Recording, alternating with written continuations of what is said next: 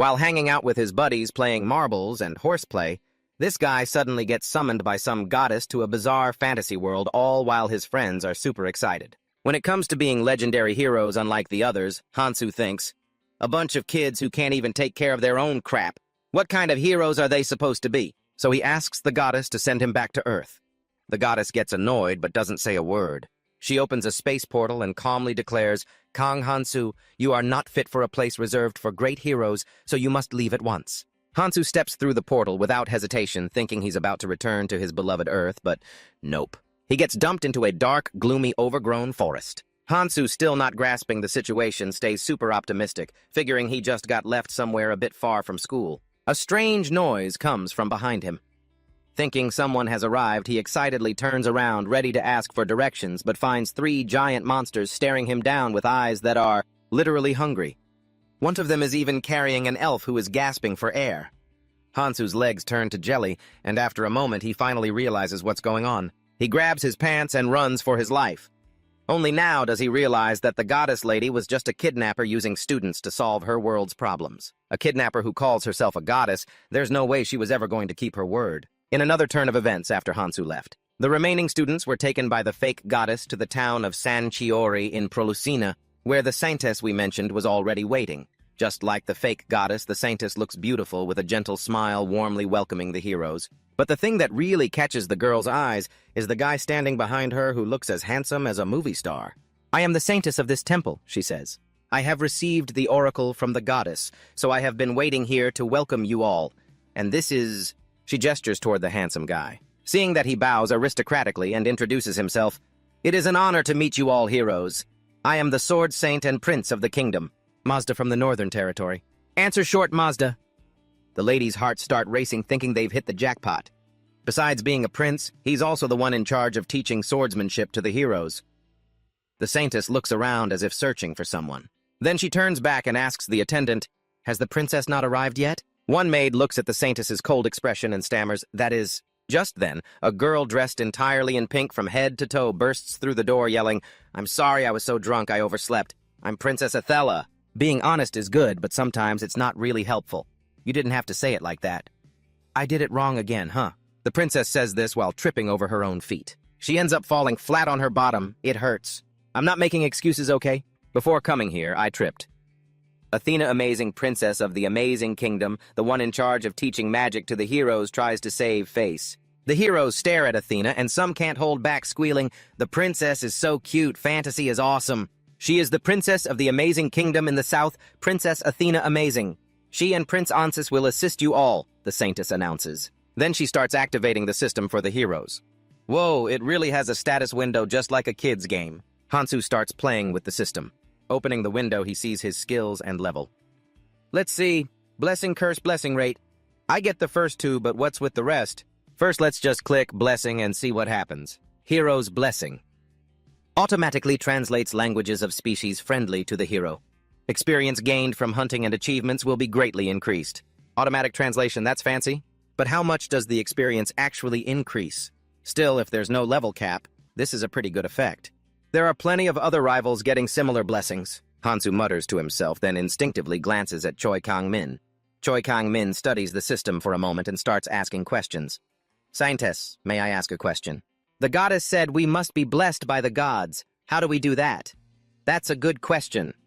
The saintess smiles and replies, to receive a blessing, you must earn the favor of the gods. Every god has different standards. Immediately, the heroes receive a series of notifications regarding the presence of the gods, as well as messages from the gods sent to them. The saintess then continues to explain, every god has their own standard, but they all hope to find someone who can defeat the Demon King. Does anyone have any questions? Kamen looks at the others who are silent and answers for them. I think that's enough for now. The gods up there are still watching you, but remember that the favor of the gods can be fleeting. I wish you all success in receiving the gods' blessings. Excuse me. A guy with glasses raises his hand, hesitating.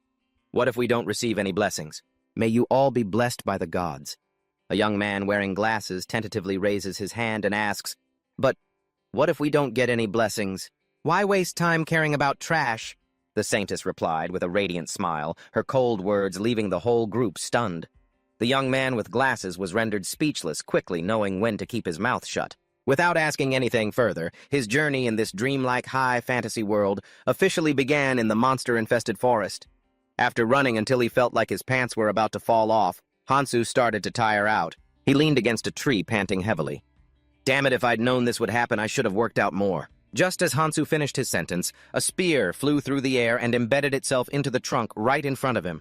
He turned his head trembling to see 10 monsters staring at him with hungry eyes. Their mouths were constantly spewing some kind of strange, unknown language. If he had understood them, he would have panicked even more because they were saying, "Human meat. Human meat. Hey, human.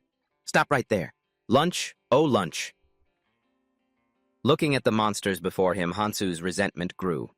That fake goddess, just looking at her, you knew this freak show couldn't possibly exist on Earth. He had been tricked by that woman from the very beginning.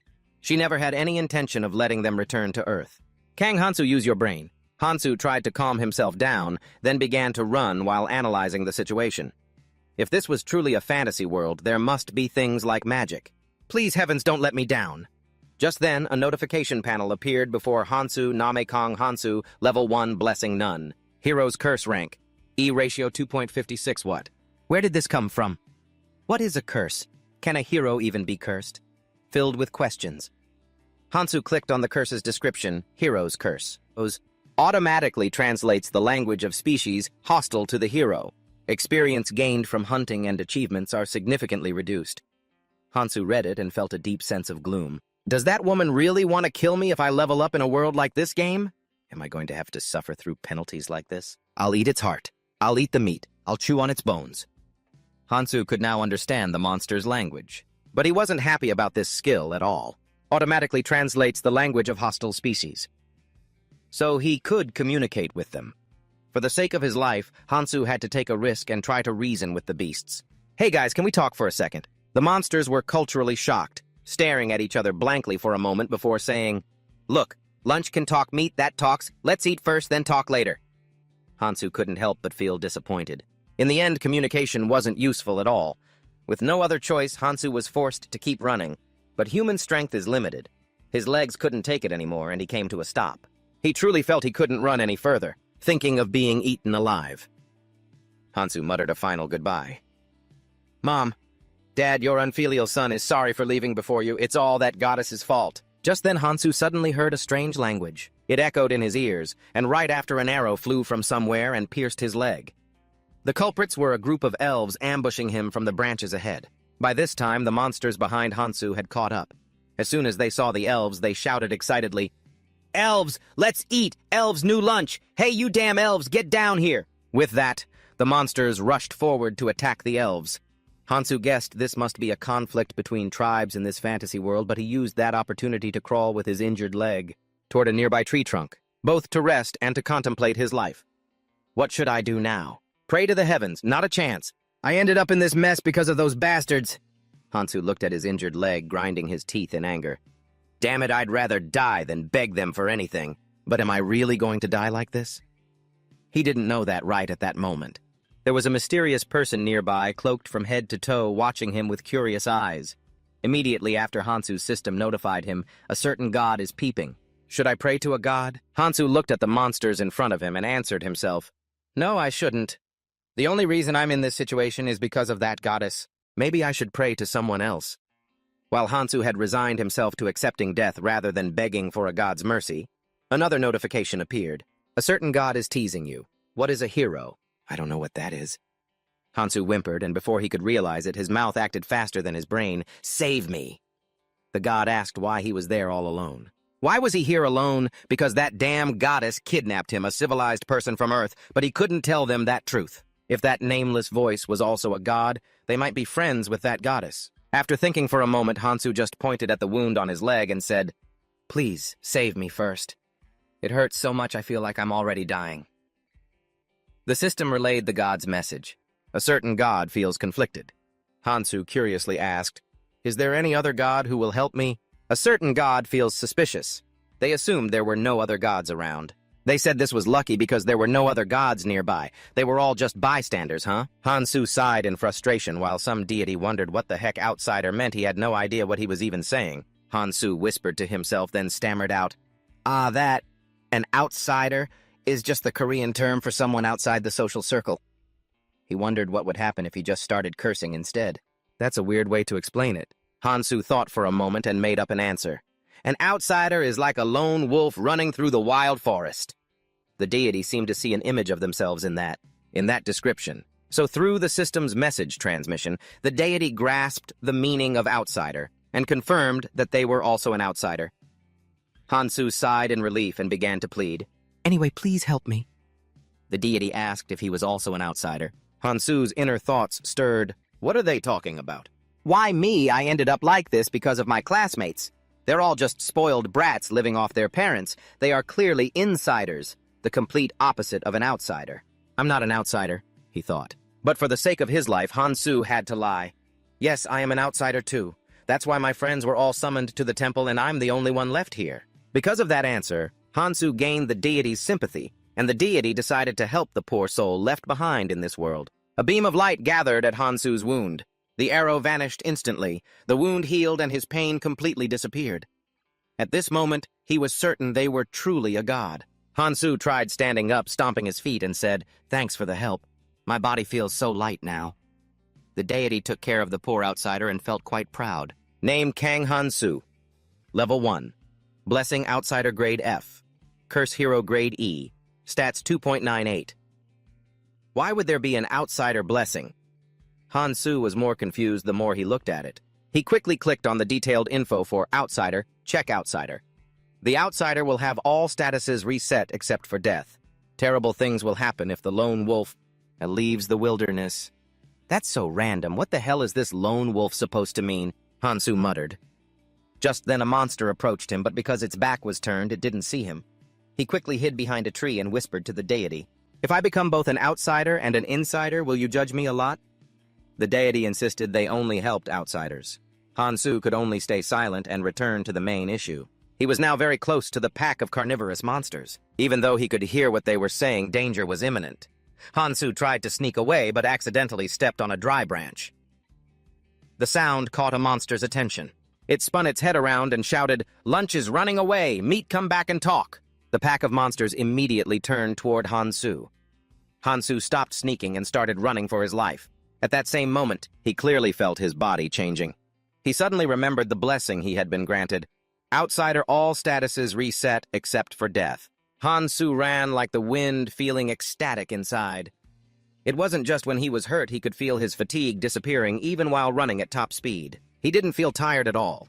On the contrary, the monsters were starting to get winded and couldn't keep up. One monster cleverly threw a giant rock at Hansu. It intended to finish him off, but contrary to its expectations, Hansu wasn't affected at all. He even continued sprinting forward. Oh my God, this is amazing. I'm not saying this just to keep you happy. It's actually incredible. Not only did my wounds and fatigue vanish, but my energy is completely restored. It said all statuses except death. So as long as I'm not killed instantly, even serious wounds will heal. While Hansu was feeling smug, something unexpected happened. He ran for a while and ended up at the edge of a cliff. Hansu looked down into the bottomless abyss and felt a bit panicked. What about this? Will I survive? The system immediately relayed that the deity said he would die if he jumped from this height. Congratulations, you really are a heartless god. At least give me wings or something. Seeing the monsters catching up, he started thinking he was stuck between negotiating with a weird god, a cliff in front, and monsters right behind him. It was time to make a final decision. Hansu turned to negotiate with the monsters. Hey, listen up. I have a proposal that will satisfy you all. There are a lot of you who are hungry but don't have enough food, right? The first one who catches me, I'll give them my best parts. Instead of eating me all together, why don't you try this? Whoever catches me first gets the best cuts. Hearing this from Hansu, the monster's eyes glowed with bloodlust drool dripping down as they all lunged at once. They scrambled over each other, reaching out to grab him, fighting over who would get the best meat. The best part is mine. My meat. Mine. I caught him first. Meat. Hansu was slowly pushed to the edge of the cliff. He could fall at any moment. They really seem to love human meat. I don't really like being treated like this, Hansu muttered, then smiled and grabbed one of the monsters. He dragged it down with him as he fell. The monsters behind lost their footing, and one by one they all plummeted down after the meat. Are you crazy? My lunch is falling, you lunatic! Hearing the monsters scream, Hansu suddenly felt happy and laughed out loud. Ha ha ha ha ha! A freakish monster howled. He's really gone insane. Boom, boom, boom! The sound of impacts against the ground echoed, blowing dust everywhere, and then there was no after. The area sank back into its usual silence. It's unknown how much time passed before Hansu slowly woke up. Ah. He let out a soft sound, blinking blankly a few times. When his vision cleared, he realized he was lying in the middle of a pile of monster corpses. Hansu thought to himself, I'm still not dead. Even though it feels like I've been crushed, I must be imagining it. Outsider stats will update only after death. Hansu stands up, glances at the explanation on the board, and mutters, must just be my imagination, right? The system notifies him. A certain god is impressed by the outsider's skill. Hansu speaks up, give it a rest. Just then, a monster drags its battered body toward him. It clutches a dagger, raising it toward Hansu from nearby, wheezing, Gak! Lunch meat! Wait, it's still alive! Hansu looks at the monster, slightly startled. System info. Name, Blue Moon. Butcher, level 3. Blessing/curse. Hansu is stunned, wondering, oh, I can even see other people's status boards. What a cool name, and its level is way higher than mine. Guess that's why it survived such a high fall. Still kicking without a blessing. Is it because of the level? Hansu picks up a sharp rock and slowly approaches the monster, then squats down. In fantasy games, leveling up grants more experience and stronger opponents have higher levels. They're bound to give me plenty of XP. With that, Hansu lifts the rock high and brings it down hard. At the same time, in the city of Sanchiori, Hansu's classmates are sitting and listening to the saintess of the Grand Hall. Levels and blessings are the two things that make you stronger. You can also level up by killing creatures with a status board, or by receiving a god's blessing. To be blessed, you must... Hangu feels like he can't take any more of this. He covers his mouth and yawns. So time-consuming. Kangmin clasps his hands in prayer. Please, O gods, bless me. I am the one you have always been looking for. At the center, the saintess continues, remember one thing, receiving a blessing doesn't mean it's over. The gods are always watching you. Suddenly, Bora raises her hand. Excuse me, goddess, I have a question. The saintess stops and looks at Bora. Go ahead. Bora asks, you said that the gods will always be watching us. The saintess nods. That is correct. Bora presses on. Do you mean, even when we use the bathroom or bathe, no exceptions? Hearing this question, Bora's classmates' faces change. Feeling a chill run down their spines, they quickly cover their bodies with their hands. Seeing this, the saintess says coldly, Dear heroes, they are not mere mortals. Do not view them from a human perspective. Even so, before Bora can finish, several system windows appear before everyone. A male god says, no need to worry. Another male god says, I have no interest in such trivial things. A wind god says, to them those things are no different than the air. Bora mumbles with a skeptical look. Is this really okay? At this moment, Mizion rests her chin on her hand and asks curiously, Class president, they are gods anyway? If they find someone interesting, they'll bless them, right? The system notifies her. A god gives a thumbs up to your idea. The wind god highly rates your comment. Hehe. As Mizion is laughing happily, a glowing orb suddenly appears in front of her. Startled, she cries out, immediately after her status board changes. Name Jong Mizeon, level 1. Blessing charm F. Curse ratio 1.03. Mizeon jumps in excitement. Whoa, I got a blessing, yay! The people around her look surprised. Huh, that fast. What does this skill have to do with fighting the Demon King? Not that I care, though. While everyone is still buzzing, they suddenly catch a faint scent. What's that smell? Everyone sniffles, puzzled. Very quickly, the men in the room become mesmerized hearts, shooting from their eyes as they stare at Mizeon. Foo, foo, foo. Mizeon laughs smugly, checking her new skill. Charm. A seductive scent emanates from your body. Your chances of capturing and controlling the hearts of the opposite sex increase. Seeing this, the saintess opens her mouth to warn her, Ms. Jang Mizeon, now is not the right time to use your charm skill. Oh, my bad. But what do I do now? I don't know how to turn it off. Mizeon giggles, not a hint of fear, continuing to use the charm skill. The system notifies a pure goddess dislikes this behavior. The saintess is stunned, whispering, Oh, it seems it's too late. Mizeon laughs happily. Too late for what? Everyone's already head over heels for me, aren't they? The saintess warns her. Please check your status board again. My status board. What's wrong with it? As she speaks, Miseon pulls up her personal info. Name Jong Miseon. Level 1. Blessing Hero F. Charm F. Curse Punishment F. Ratio 1.03. Miseon screams in panic. What is this, a curse of punishment? The people around her have also snapped out of her skill. They whisper to each other. A curse of punishment. A curse when we're supposed to be heroes. It's a curse. Perhaps a demon has appeared. The saintess smiles and speaks up. Blessings aren't the only things gods bestow upon you here. They will also curse the heroes they don't like. Miseon complains, I've never heard of that. The saintess slowly walks in front of Miseon, smiling. Of course, because I was about to explain it. While Miseon is still dazed, a mark suddenly appears on her back. It's a handprint making her scream in pain. It hurts, System info punishment. The damage and criticism you receive will increase significantly. You will receive a horrific penalty every time you perform an impure act. Terrified, Miseon begs continuously, I was wrong. I'll take it back right now, please. The pain finally begins to fade. The system notifies a certain pure goddess will be watching you. A certain wind god has whistled. A certain male god is looking the other way. The saintess clasps her hands, speaking with a sincere expression. Remember, once you receive a blessing or a curse, it will not disappear until you die. The effects intensify as your level increases, and once it goes up, it won't go back down. Miseon whines sluggishly. Wait, it's already this painful at F level. I'm doomed. Ashmazing encourages the hero, don't give up. Curses can be neutralized by blessings, and the pain will ease once your body and mind. Become stronger through leveling up. Miseon asks in surprise, is that really true? Ashmazing smiles and replies, of course, so don't throw in the towel just yet. Back to Hansu, he holds a blood-stained rock, deep in thought. That's strange. Why isn't my level changing? I've already killed a bunch of these bastards that were higher level than me. Is it because of the hero's curse, or is the leveling process just naturally this difficult? Hansu picks up the Blue Moon Butcher's dagger and asks, Deity, are you close with the Lone Wolves? Do you have any useful intel? The system notifies, a certain deity requests that you simply call them Outsider. Hansu asks again, Deity Outsider, do you have any useful intel? The system notifies, a certain deity informs you that they cannot disclose that. Well, figures Hansu thinks to himself, truly a useless deity aside from the blessings, but I'll keep them because the rewards are great. The system notifies, a certain deity is grumbling that just running around aimlessly is boring. I think so too, he agrees.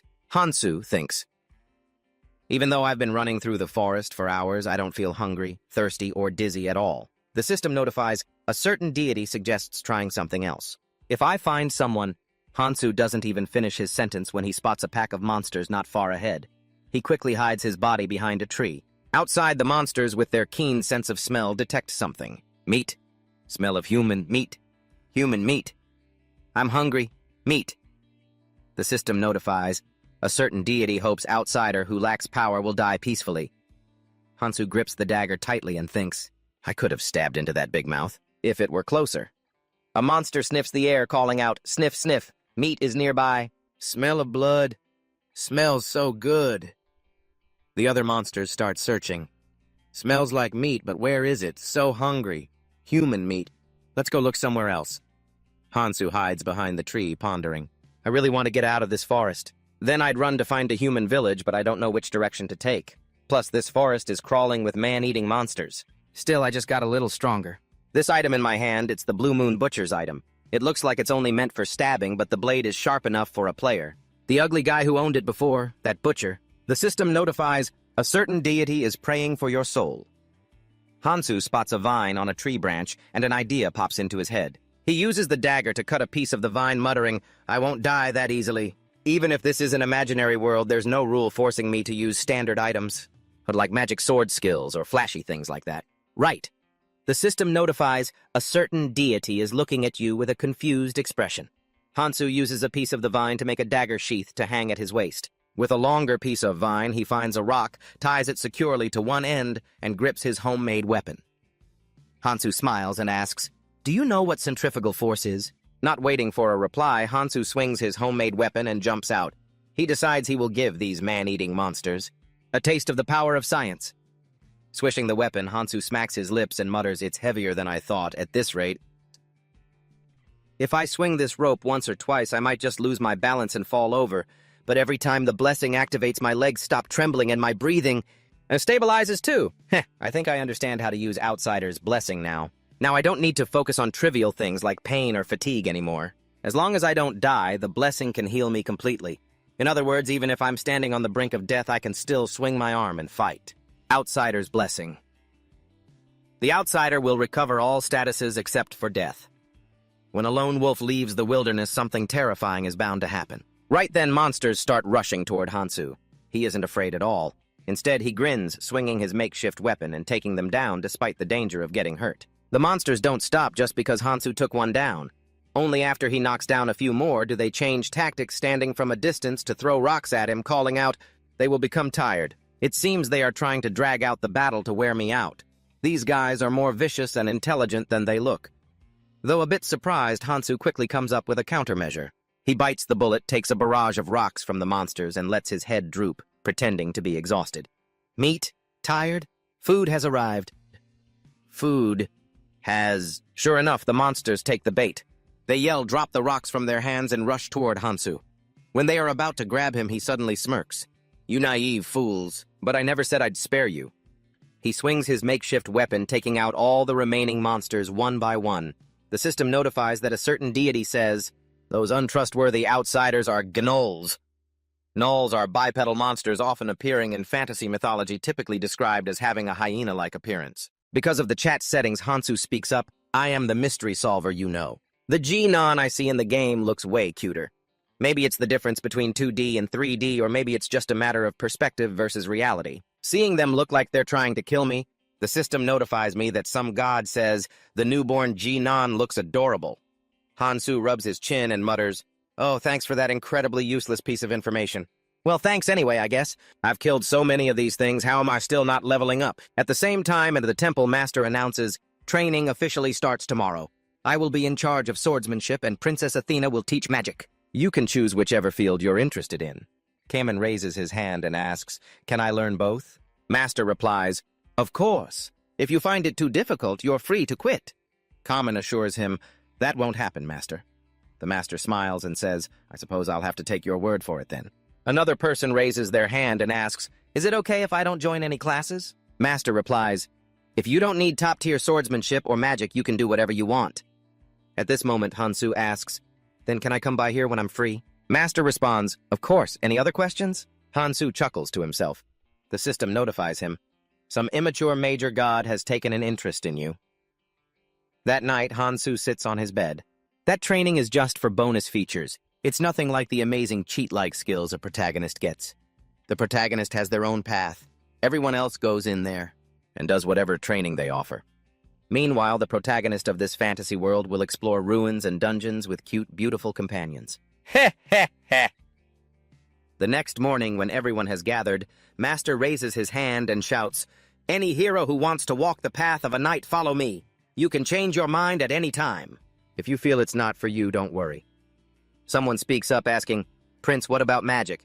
"Where do I learn magic?" Master answers with a forced smile. "She is a very dedicated person, so she will be here soon. Anyone who wants to learn magic, please wait here." Saying that, Master leads the students away. "Did you sleep well last night?" "Oh, don't ask. I just couldn't get used to that portable toilet. It's so weird not having shampoo or conditioner." While the other students are chatting, Hansu stands to the side checking his personal information. Name O Hansu, Level 1, Blessing Hero F, Special F, Curse Dividend 1.17. A new blessing. Hansu is surprised to see a new trait. Curious, he taps on it to check. Special. You have been chosen as the most unique protagonist in the world. Only you can see and feel this special blessing.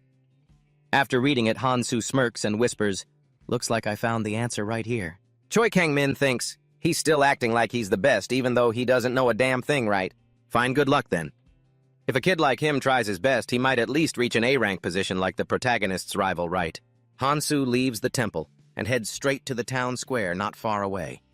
After a while of searching, he finally finds the place he was looking for and quickly pushes the door open. He enters the guild headquarters. Ignoring everyone's suspicious stares, he walks straight to the reception desk. "Welcome! It seems like this is your first time here, right? What brings you to our guild?" The girl with glasses at the reception desk asks with a smile. Hansu confidently replies, I want to register for the guild and become an adventurer. This is usually the choice of protagonists. In the fantasy genre, a perfect place for those who don't like being tied down. While Hansu is lost in his own fantasy, a voice calls out from behind him. Hey, this isn't a place for a brat like you. You tired of living or something? Hansu turns around to see that the owner of the voice is a girl with fiery red hair. Seeing that Hansu has noticed her, the girl continues to warn him, Stop the stupid thing you're about to do and go back home. I've seen so many kids lose their lives just because they got a whim to become adventurers. The fantasy saint Hansu hears this and can't help but feel delighted. This is it. The effect of the blessing plot armor. Plot armor is a plot device in movies and TV shows that prevents important characters from dying or being seriously injured at inconvenient moments. Hey, are you even listening to me? The girl says, looking annoyed. Hansu finally snaps out of his thoughts. He looks the redhead up and down and silently evaluates the girl in front of him. Maybe a princess or a noble's daughter in disguise. Is this the privilege of being the protagonist? It seems the special blessing is working. Thinking this, Hansu says to the redhead, What if I don't want to go back? What did you say? If you're that worried about me, why don't you come with me? Don't judge a book by its cover. But I'm sure you've met plenty of people who are two-faced, haven't you? Right. The redhead is surprised at first, then breaks into a meaningful smile and says, Interesting. Hansu, hearing this, becomes even more convinced that he is the protagonist, so he continues to talk nonsense. I didn't want to reveal this so soon. But am I really the chosen one? The redhead replied with a look of indifference, thinking, If I were still back on Earth, I'd never get the chance to talk to a 10 out of 10 girl like her. A perfect 10 just like that. But here, I'm a hero with a mission to save the world. Some god is laughing their head off, and I'm left wondering what exactly are the powers of this chosen one. Hansu puts on a cool front and says, You'll get to witness my plus armor firsthand while we're working together. Back to Hansu, after a long battle, he's finally finished off almost all the monsters, leaving only one alive. The human town is still a long way off to the west. The monster looks at Hansu and rasps, Meat can talk. Too strong. Seriously. Thanks, Hansu replies before using his makeshift weapon to send the monster off to the afterlife. These monsters are surprisingly honest. You can tell right away if they're lying, Hansu says to the god. He turns his gaze toward the west where the human village lies. Even though he doesn't know exactly how far it is, he's already asked a dozen monsters. There's no way he could be wrong. He almost died at their hands, but now he's the one hunting them. In just one night, I went from prey to hunter. I guess I've got some real potential after all. Hansu feels a bit proud, but then he notices his body is covered in cuts, and his clothes are shredded from rolling around on the battlefield while learning how to hunt. I've endured some pretty serious injuries. If I hadn't been blessed with the outsider trait, I wouldn't have been able to deal with them. The regeneration from the blessing isn't half bad. As long as I can stay stable, I'll be fine. I wonder how far the town is, he thinks. I'm so curious about the people of this world. Seeing Hansu's excitement about meeting his own kind, the god gives him a reminder through the system. The god sounds annoyed. Do you want me to die or something? The god replies that it has nothing to do with him. That's harsh. You're the one who gave me the blessing after all. While Hansu is chatting with the god, another pack of beasts appears behind him, trying to ambush him, but they end up getting wiped out by him anyway. But this is really strange. Hansu stares at his personal info. Name, Kim Hansu. Level 1. Blessing Outsider Grade F. Curse Hero. Grade E. Ratio 3:15. My level hasn't gone up at all. Hansu can't help but feel confused. I've killed a dozen beasts, even ones at a higher level than me. Why is that? A god is worried behind the scenes, and then Hansu hears the voices of a group of people from the god's faction. It's a language that isn't being automatically translated. Is that Elvish? I need to observe carefully.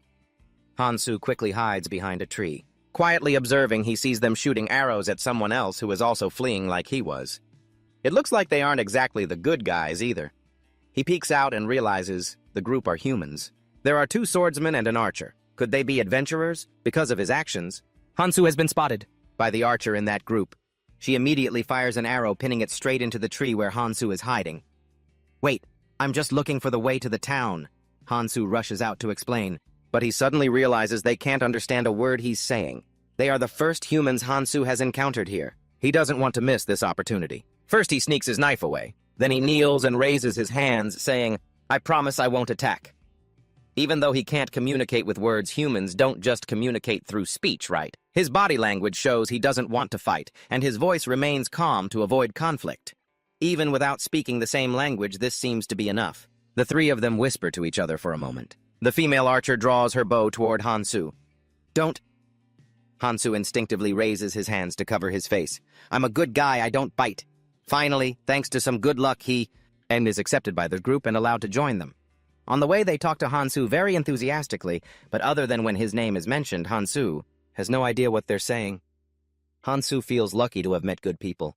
At least they didn't shoot him on sight, even though he can't see their status boards. Hansu can guess that they are stronger than him, a level 1 newbie. The god watches Hansu getting along with the new trio and feels a bit grumpy. The god says, "You don't act like an outsider," and seems annoyed. All right. Hansu replies dismissively. The god says, "You're ignoring me." Hansu laughs. "We're pretty close now, aren't we? So I'm not really paying attention to what you're saying." The god asks, "Since when are we close?" This time, Hansu doesn't answer. He turns to look at his new companions. He's the only one who can talk to the gods. Through body language, he's learned their names. The bearded, middle-aged man is Gary. He guesses he's the group leader. He carries that massive sword around without even breaking a sweat. Is he really that strong? He looks like he's about to go fight a dinosaur. Hansu stares at the bulging muscles on his arm, inwardly marveling at how strong he must be. The god sighs. True, but he's nothing compared to me. Regardless, they are human. The next person in the group is Khan. He might not be as bulky as Gary, but he's very sharp. And the other guy, the one always laughing, he was carrying dual swords and looked just like someone out of a fantasy world. Finally, there was the archer Misa. Her crossbow seemed to be made of steel. Judging by its size, Hansu guessed it definitely wasn't meant for shooting humans. Misa signaled for Hansu to look in a certain direction. Over there. Hansu followed her gaze and looked into the distance. Far below the mountain, smoke was rising. If it wasn't a forest fire, it had to be smoke from someone's house. Finally, we've reached a place where people live, Hansu exclaimed happily. These words reached the ears of that god immediately.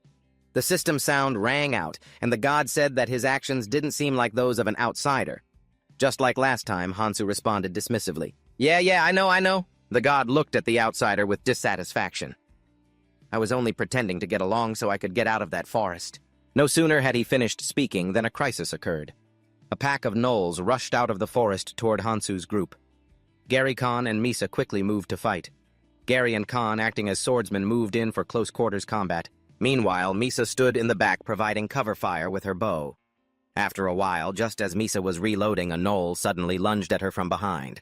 Luckily, in that split-second life-or-death moment, Hansu arrived just in time, swatting the monster away and saving Misa's life. From that moment on, the entire pack of gnolls unanimously chose Hansu as their target, rushing at him like moths to a flame. In the end, they were all wiped out by Hansu in the blink of an eye. After clearing out the gnolls, Gary's group all turned to look at Hansu with suspicious eyes. One would think they'd be grateful for Hansu's help, but no. After saying something to Hansu, that girl Misa decisively drew her bow and shot an arrow into Hansu's chest. Damn this world. That was all Hansu thought before collapsing to the ground. Once Hansu lay motionless, Khan started praising them. Nice work, Misa. The plan got changed because of the gnolls. Misa smiled and replied, That actually turned out for the best. Thanks to the gnolls going crazy, we found out just how dangerous he is. I thought he would be very weak with that frail-looking body. But not only does he keep annoying me with that strange language, he fights much better than I thought. Gary nodded in agreement. It would be very dangerous if we let him know our original plan. Exactly right. It's a bit rude, but it can't be helped. I don't think this guy would be willing to be sold as a slave.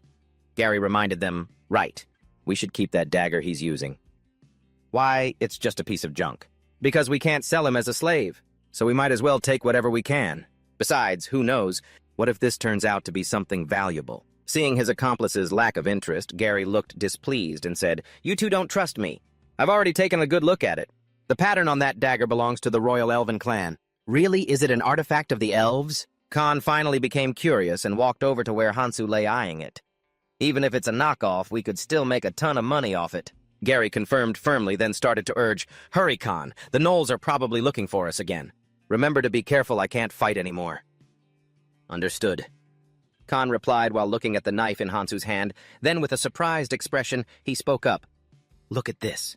He hasn't let go of his weapon even though he's dead. Misa quickly warned, Don't let your guard down. I shot him in the chest, not the heart. He might still be alive. Is that so? She gave a sinister smile and raised her sword, stabbing Hansu one more time. Just as he was about to snatch the dagger from Hansu, a notification screen appeared. Name Kang Hansu. Level 1. Blessing Solitary. Hero's Curse Grade E. There are 2 conditions to see someone's status window. Either that person sets it to public, or you view it through a special blessing. And there is one required condition to see the status window: the target must still be alive.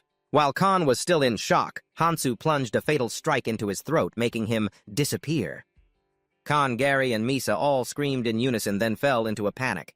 Damn it, who is this guy? Is he a demon? Gary's hands trembled as he tried to lift his blade, but he had to helplessly say, My blade, my strength, it's too weak to fight now. Gary, watch out in front of you. Misa shouted in a hurry, but it was already too late. Hansu moved like a gust of wind, rushing past Gary and taking his life. An arrow pierced through Hansu's chest. You could tell who did it even with your toes. Hansu turned his head and gave a sinister smile, pulling the arrow out of his body while speaking in a language Misa didn't understand. Every time she took a step back, Hansu took a step forward. Even though there was a language barrier, she still tried to beg for her life, but naturally Hansu refused to understand and just let her have it. Off to meet their ancestors, the bunch of them. Damn it, that hurts like hell. Who dares shoot that kind of thing at a normal person? Hansu complained while putting on Misa's clothes. I thought this outfit would fit, but it feels really uncomfortable. Maybe because it's women's clothing. A god didn't hesitate to burst out laughing. A god said they respected the outsider's hobbies. Hansu misunderstood, frowned, and explained it's not a hobby. She was the only one whose physical build was similar to mine. The other 2 were wearing ridiculously bulky, clumsy armor. Hansu picked up Misa's crossbow, gave it a once-over, and spoke. I think I can use this. Should I take it with me? Oh, right. I just noticed something. I have no idea why those bastards kept attacking me. But the second time that status window appeared and then vanished. Hansu recalled the information about Misa that he had read. Focusing increases hit accuracy significantly, but the more they move, the lower that rate drops. It's a blessing from a god. I guess it's more common in this world than I thought. A god whispered that no one would bother asking where he was going now. Hansu thought for a moment and made his decision. I'll head to the village as planned. I've got this too. Hansu held up the bag of loot he'd scavenged from those 3 traders. I've taken enough compensation. With this much money, everything should be settled, even if I can't speak. Right? A god reminded you about trying to avoid becoming an outsider. You bet. Meanwhile, at the temple in Sanchiori town, Athena rushed into the classroom and hurriedly said, I'm sorry, I'll make up for being late by doing a great job. First, I think we should start by explaining what magic actually is. A long, long time ago, magic didn't exist on the Fantasia continent, a frizzy-haired guy said, acting like a know-it-all. The foundation of magic is all about practical application. I've already read that in a novel. You'll become a shining example if you apply what you've learned. The guy with glasses hearing that felt very proud. I knew this day would come, that's why I kept myself pure. The guy with pink hair standing behind him laughed and teased. He kept himself pure seriously. For those who don't know, there's a joke in Korea that if you're still a virgin at 25, you become a wizard, and if you stay that way until 42, you become a legend. How pathetic. Magic is chemistry. I'll show everyone the bomb. The first automatic spell in Fantasia, the short-haired girl with glasses declared confidently. Just then the class president Bora spoke up. Quiet, everyone. You're distracting the other students. The frizzy-haired guy shrugged and said, Does this nerd know anything about Fantasia? How could you become a great mage just because you studied the history of magic? No, magic is all about talent. You have to get used to mana. All right, everyone? Athena clapped her hands to cut them off. I also don't like impractical theories. Talent is always number 1. Therefore, a lecture on the foundations of magic is still necessary. The foundations of magic, did she just mention that? I didn't even get to hear it. And what is talent? What do you mean by pure? The students started gossiping even more intensely. Athena continued explaining, I will repeat this for you all. Magic is a field where talent is the most important factor, and the elements that determine talent are natural bloodline and education. Don't you forget that. I am Athena Ash. Amazing, the descendant of Sion Ash Amazing. I am the 12th generation descendant of the founder. You could say I possess both the bloodline and the wisdom of my predecessors. Then what about us? A young man asked. You all will go through a learning process with me, become my students, and then we'll find who is the most elite. Simple, right? Princess Athena Dubora raised her hand to speak. Sorry for interrupting you, but I want to ask one thing. For someone without both bloodline and wisdom, is it impossible to become a mage? We just want to start learning something practical. After a moment of surprise, Athena's face beamed as she replied, "Of course it's possible. So don't—" Before Dubora could finish, Athena pulled her up and said, "I'll explain that later. Before that hero Dubora was it." "Yes," Bora replied, looking confused. "I will establish a teacher-student relationship with Hero Dubora right here and now. I take you on as the first student of Athena Ash Amazing. Hero Dubora, please accept this magical oath." "An oath," Dubora muttered, then closed her eyes and whispered something. Immediately, a light emanated from her body, and after a moment, it faded away. "Congratulations, Hero Dubora. From today on, you are officially a mage." While Dubora was still dazed, Athena continued to lure the rest of the students. "I forgot to mention, the sooner you become my students, the more talent you receive. Dubora level 1, Blessing Hero, F Magic C, Curse Ratio 1.65. Dubora looked at the status board and finally understood. "The blessing reached rank C when we established this bond. Is this the talent you were talking about?" "That's right," Athena replied. "So if your parents or teachers don't possess magic, then no matter how hard you try, you can't become a mage. Do you understand now why talent is so important?" "Hero Dubora, I understand now." Dubora nodded. "Now let's go back to Hero Dubora's question." As she finished speaking, Athena created a small spark with her right hand. "The founder became the god of magic, and he bestowed a blessing so that future generations and students could learn magic easily." As she spoke, Athena intensified the flame. "This is white magic, which mages often use. It's very safe and effective for bestowing blessings." Athena's face turned serious and a purple flame erupted from her left hand. Then the flame gradually burned through her glove, and then her hand, making the students extremely confused and worried. Athena smiled as she looked at Bo-Ra, asking her if she truly needed talent. "That's not right, is it? On my right hand is blessed white magic, while on the left is unblessed black magic."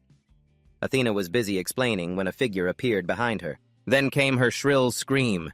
The servant pinched Athena's cheek and lectured the princess. "Did you forget that His Highness warned you that you are not allowed to use magic?" "Black magic, huh?" Athena looked up aggrieved and replied, "I only used a little bit so the heroes could understand better." "Ah, yes, I understand now. I will report this to the queen." Athena hurriedly begged, "I'm sorry, please don't tell her." "Princess, let me treat your wounds." A male mage rushed over and used healing magic on Athena. Looking at Athena's injury, Bo-Ra said apologetically, "I'm so sorry, I shouldn't have asked that question." "It's okay. At least everyone understands the dangers of black magic now." "So what exactly is black magic?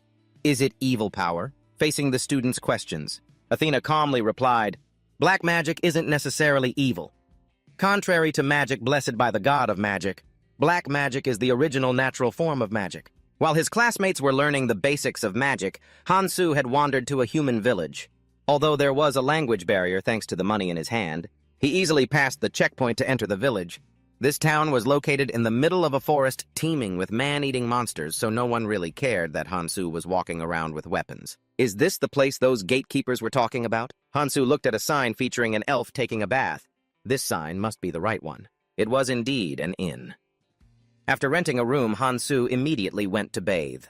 At this moment, he began to idly think about life. Money is still everything. Even if you can't communicate, you can still bribe gatekeepers, innkeepers, or anyone else with money.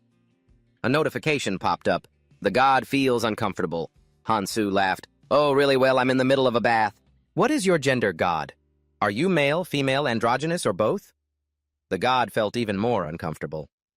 "I thought you were a man, and I have to protect my dignity, too," Hansu said, as he used a towel to scrub bloodstains off his arm. These stains were hard to wash off. Suddenly, a strange notification appeared. "The god is worried." "What are you worried about?" The god said that was a secret. While Hansu was still confused, a man's voice sounded from outside. "Is this the room?" Hansu jumped and looked toward the door. Another person replied to the owner of the voice in the god faction language. The man then ordered him, "All right, go back to work. I'll handle this myself." From now on, Hansu decided to run a test. He calmly said to the person outside, "I'm bathing, please wait a moment." The man was a bit surprised. "I thought you didn't know the language here." "Ahem, I know it now." Hansu put on his clothes and then vigilantly gripped his weapon. He and that person could understand each other. Even if he wasn't human, he was at least a hostile species. Is he an enemy of the heroes?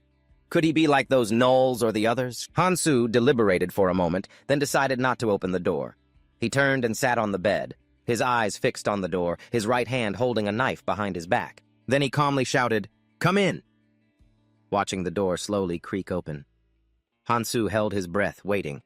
His heart was pounding, feeling like he was sitting on needles, wondering what kind of nightmare would appear next. Regardless of whether they are enemies of the heroes or not. It doesn't matter. Elves, humans, gnolls, to me they're all the same. The only thing that matters is whether this conversation will go smoothly or not. A middle-aged man with a haggard face stepped into the room. "What is it?" Hansu asked bluntly. Seeing Hansu's tense expression, the man replied, "Don't worry, I am the village chief. Someone said there was a guest here who didn't understand the language, so I wanted to come and check." "I see." Hansu replied secretly, judging in his heart. "A human. Or is he in disguise? He looks a bit too young to be a village chief. Kang Hansu, is it? Your name is strange." Hearing that Hansu could only give a wry smile, just as he thought they could see his status window. Having my personal information scrutinized like this, it makes me quite uncomfortable.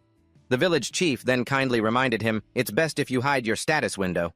In any case, you shouldn't let your information leak like that." "Wait, you can hide it." Hansu's eyes widened in surprise as he asked. The old village chief looked at Hansu with judgmental eyes.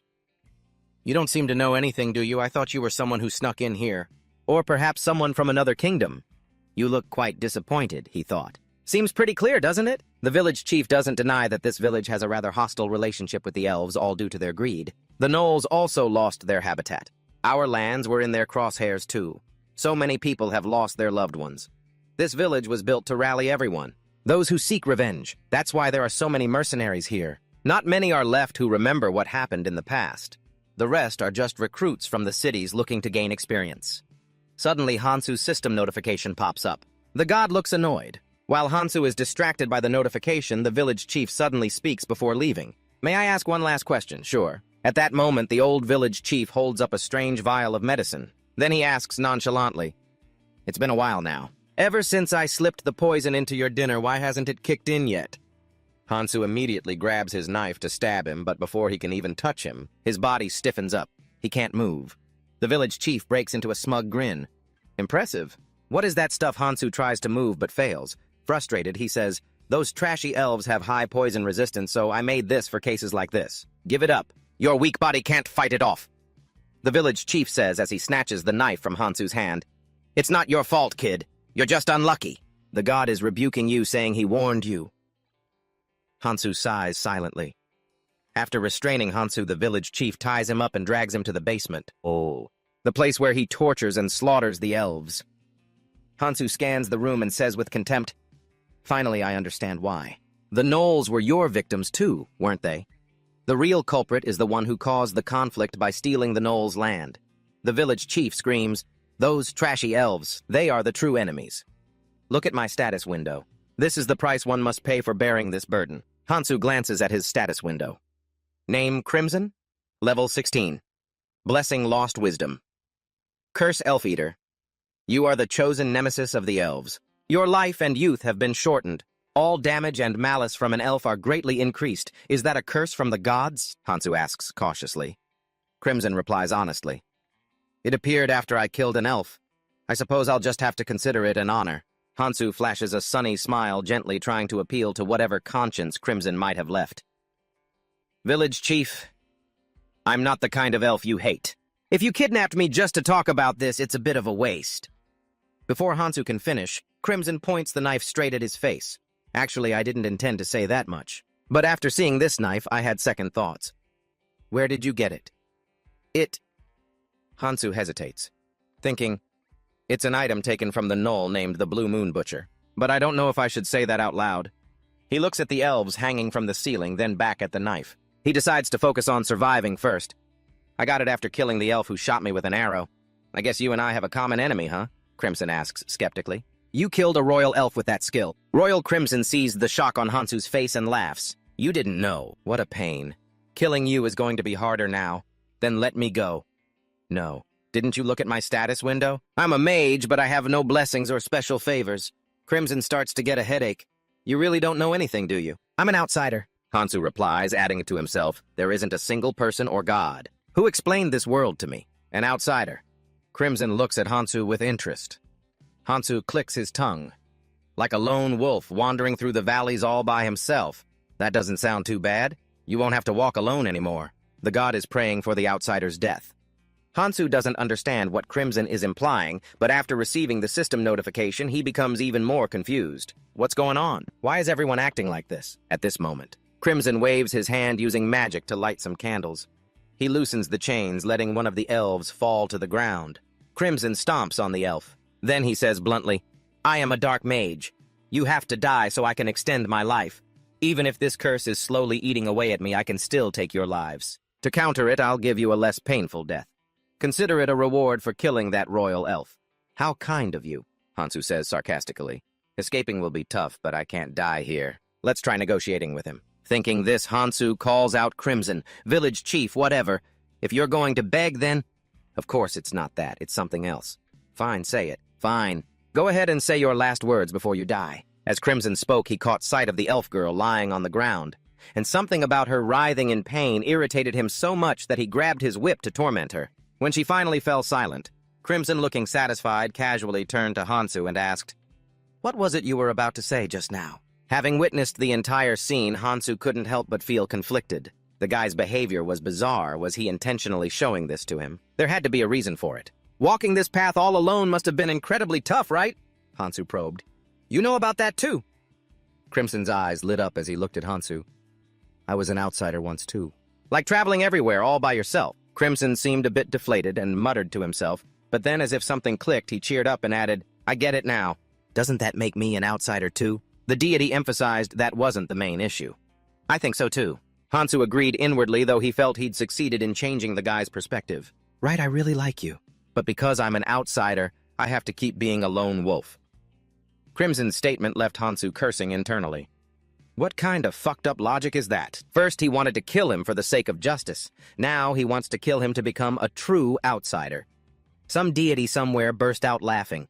Hearing that, Hansu grew even more annoyed. "Is it funny to you? Today is a beautiful day.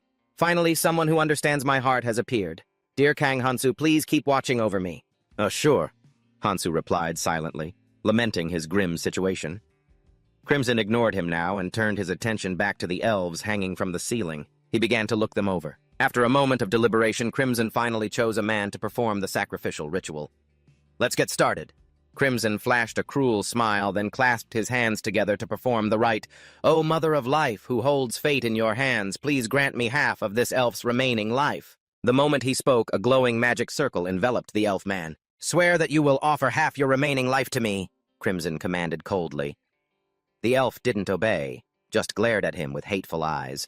Seeing this, Crimson slowly crouched down and whispered a threat. "If you agree, I'll let you reunite with your daughter soon." He then grabbed the man by his hair. "You know the price for disobeying me, don't you?" To protect his daughter, the man had no choice but to yield to Crimson's demands. The oath was set, and as he finished, the magic circle emitted a blinding light that forced Hansu to duck and cover. "What's wrong with that village chief? Is he absorbing the elves' life force to achieve immortality?" Hansu thought to himself. A split second later, the light vanished. "Did it fail?" Hansu muttered, slowly opening his eyes. "Not at all. My spell is complete." Crimson stomped on the elf, who was now nothing more than a withered husk, and replied, "What do you mean you look no different than before?" Crimson laughed gleefully. "That's because I'm not human. You and I killing elves isn't about prolonging life in this village. Do you know how many humans and elves I've taken? So many that the curse no longer affects me. When I was cursed, I was still just a human. Back then, I grew old and ugly. That was when a witch passing through the village offered to perform an experiment on me." Crimson slowly unbuttoned his shirt, revealing a baby Genon embedded in his stomach. Hansu watched in shock. "A Genon?" "That's right. I am a Genon," Crimson said proudly. "Isn't it wonderful? The combination of two opposing species. With the power of a Genon and the intellect of a human, I will have my revenge soon. Just you alone." "That's enough. I also have black magic. I'll use the elves' power to fight against them. It's a perfect plan, don't you think? But I'm not an elf. Hey, don't sweat the small stuff." Crimson used his blood-stained hands to grab Hansu's shoulders, saying gratefully, "Thank you for teaching me about being an outsider.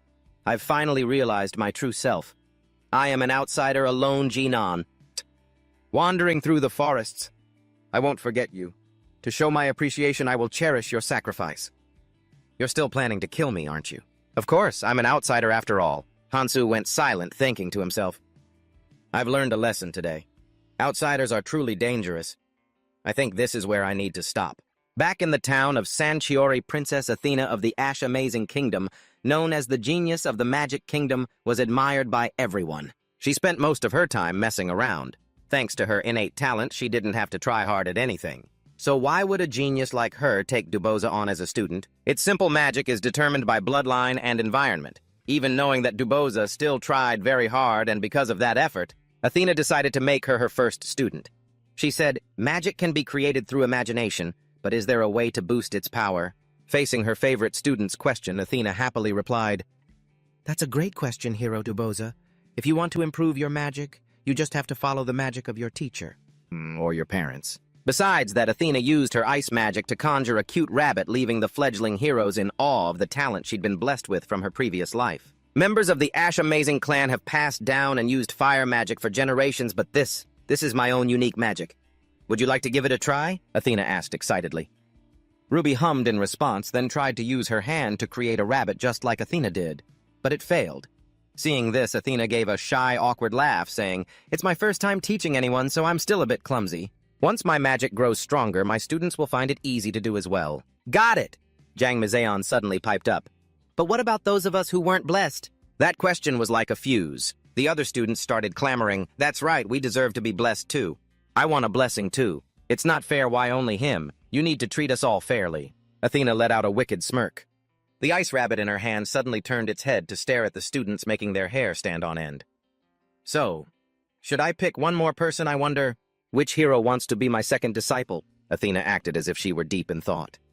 The students went wild, everyone desperate to follow in Ruby's footsteps and become her pupil. "It's obviously going to be me. Princess, please pick me. It has to be me. You don't even study, you idiot. Are you any better than me?" The heroes had just been united in their desire to learn from Princess Athena, but with just one sentence from her, they immediately started fighting amongst themselves. Watching the heroes bickering loudly, Athena added fuel to the fire with a playful grin. "Let me know once you've decided." Every look and gesture of Athena's didn't escape Ruby's notice. She asked in a low voice, "You're doing this on purpose, aren't you?" Athena feigned ignorance. "What do you mean by that?" "Nothing," Ruby replied quietly. "All right, then, let's continue with the lesson. We were just at the ice rabbit part, right? Can everyone's unique magic be learned through endless trial and error and constant practice, like black magic?" Ruby's question caught Athena off guard. After a moment of silence, she replied, "Black magic is different from white magic. It cannot be learned on one's own. Black magic always requires a sacrifice, like the situation Hansu is in right now. You are becoming a sacrifice for Crimson's twisted magic, standing there in the middle of the magic circle that Crimson has created." Hansu silently cursed his luck, wondering how on earth he ended up in the clutches of this lunatic. "Kang Hansu, my good friend, swear that you will offer your life to me," Crimson said with a smirk. Hansu, clearly displeased, retorted, "The consent of the sacrifice is required, isn't it? I have imprisoned your body, but not your soul." "Stop talking nonsense. Swear it right now." "If I just sit here, I'm a dead man." "What do I do?" A thought suddenly flashed through Hansu's mind. He quickly said to Crimson, "Wait a second. Before I die, I have one request. I want to see Misa one last time." Crimson stroked his chin, pondering. "Misa, that girl who carries around that massive crossbow. That's right. You know her, don't you?" "Why would you want to see her?" I'm her boyfriend." Hearing that, Crimson burst out laughing, grabbed Hansu by the collar and growled, "You're her boyfriend, ha? I'm the village chief. I know everything that happens here. You think I don't know that she is actually the one dating Misa? Don't think you can fool me with such ridiculous excuses." So he hasn't completely lost his marbles. Looks like he really is fit for the village chief title. That makes this even easier. Hansu rejoiced inwardly, then continued to bluff. "You're right, but Khan is just her ex." Crimson scoffed. "So you're her current boyfriend. Prove it. Just smell me and you'll know right away." Hansu replied confidently.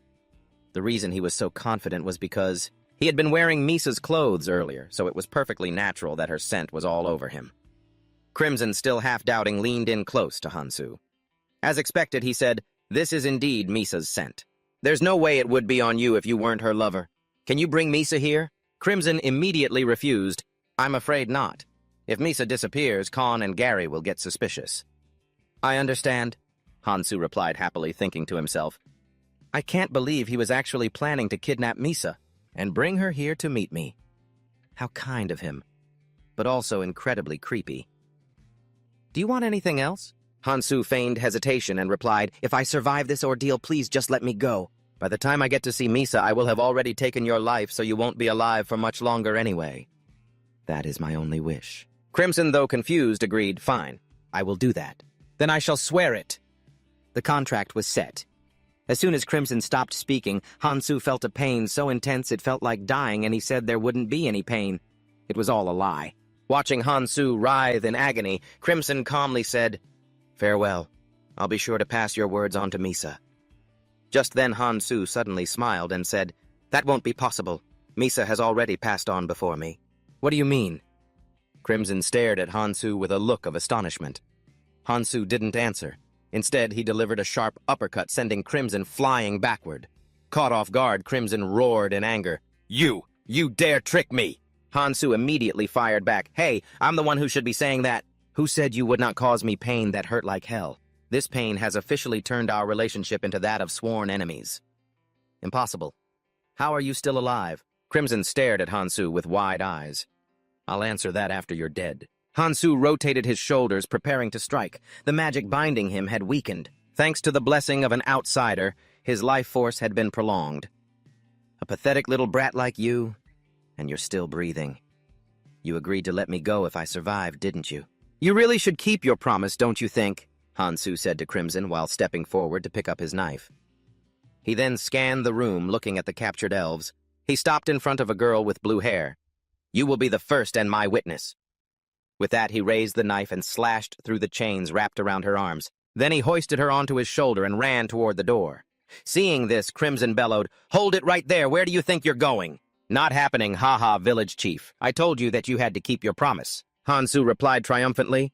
According to the previous vow, the chief couldn't touch him until he met Misa, but since she was already dead, how could he possibly meet her? But Crimson wasn't one to be trifled with. He tried to break the vow by releasing the lifespan he had taken from Hansu, just as Crimson thought he had won. A sudden violent surge of pain caused him to vomit a mouthful of fresh blood, and his power vanished. "What's wrong?" Hansu asked, looking him over, then let out an, "Oh, so your powers are gone, huh?" Ever since being attacked by black magic, Hansu felt as though his eyes had awakened a new ability. Crimson couldn't seem to process the shock. He kept screaming, "I can't believe it! Even after taking so many lives, I have never been harmed. Are you some kind of immortal vampire, you damn bastard? What on earth are you?" Hansu was about to answer when he received a system notification from the god warning him not to reveal the truth. So he made a sharp pivot and replied, "I'm an outsider, you old fart!" The god was rolling around in frustration, feeling embarrassed. "I'm glad you're happy, Lord," Hansu thought to himself. He continued to monitor Crimson's status. Seeing him constantly coughing up blood, a thought occurred to Hansu. This village chief is level 16. Is level Saon. Killing him would grant a ton of experience, right? No, first, I need to get out of here. Thinking this, Hansu smiled and bade Crimson farewell. But before he could even reach the door, he heard the chief scream, "I will never forgive you. I will kill you and eat you." Hansu flashed a smirk and said goodbye to Crimson, but before he could even reach the door, he heard the man screaming, "I will never forgive you. I'm going to kill you and eat you alive. You have ruined everything I've worked so hard for all this time. I'm going to tear you to pieces." Crimson roared, lunging forward with razor-sharp claws in a surprise attack that left Hansu no time to react. A long gash tore across his chest. He was caught off guard, how could he not be? This is the sword technique of the Jinan-kin, Crimson boasted, convinced the strike would finish Hansu off. "I wanted to use it on the elves, but I suppose you'll have to do instead." But he was wrong. After a moment, as blood flowed like a river, the wounds gradually healed and vanished, as if nothing had ever happened, leaving Crimson terrified and instantly packing his bags to run for his life. Unfortunately for him, as he passed by the green-haired elf, she grabbed his leg and held him back, preventing his escape. Hansu delivered a lethal blow, but it still wasn't over. The monster still had another head. Thinking to himself, Hansu raised his blade, preparing to finish off that remaining Jinan head. "You damn mage. I haven't even been able to get revenge for my daughter yet." Saying this, the Jinan welled up with tears and murmured, "I'm sorry, my love. Rest in peace, father." Hansu spoke, then decisively ended the Jinan's life. Once finished, he released the elves, gathered the villagers, and the soldiers arrived to help him sort everything out. That was the story from a minute ago. Right now, Hansu is running for his life, being chased, and by some miracle, he's sprinting straight toward a cliff's edge. Damn it, you damned elves, just what the hell are you thinking? Just before he was about to be riddled with arrows, Hansu chose to jump off the cliff, thinking to himself, one day we will meet again. Back at the academy, the newbie heroes were turning on each other just to be taken on as Athena's disciples. But when the masters soon to become the supreme rulers appeared, the situation was handled in an instant. As masters of the heroes, countless mages had pursued this noble title. After accepting the heroes, the lesson continued. Magic relies heavily on one's imagination, so focus was crucial. Athena lectured passionately. Thanks to her guidance, the heroes were now able to conjure fire. Just then, a curly-haired youth asked, "Princess, could we apply mathematics to this?" Athena stared blankly and replied, "Math? That's stuff merchants have to learn? Well, with magic, 2 is always better than 1, but the efficiency drops significantly. I mean applying math to the magic itself. Like using calculations to—" Before the curly-haired guy could finish, the princess interrupted. "No, that's not possible." "Is that so?" the boy said, feeling deflated. Seeing this, Athena began to tease him. "Hero, what math did you use to create that fireball? You can use magic because your teacher knows how to use fire magic." The curly-haired boy wouldn't give up. "I still don't believe it. I still think I can become a mage." Utilizing his knowledge from the modern world, a fire element mage stepped forward to agree with the curly-haired boy. "You're not wrong, Princess Athena, but there's a point you haven't quite explained correctly. Math can absolutely be applied to magic. Since the princess used the fireball as an example, I'll use that to explain. The princess has only learned the theory, so perhaps she isn't aware that we do apply mathematics to increase magic efficiency." Another mage chimed in, creating an ice orb and tossing it into the air. "In war, we need to avoid wasting energy when it isn't necessary. To fire a fireball elsewhere, the angle is crucial. Furthermore, you need to calculate the trajectory and wind speed."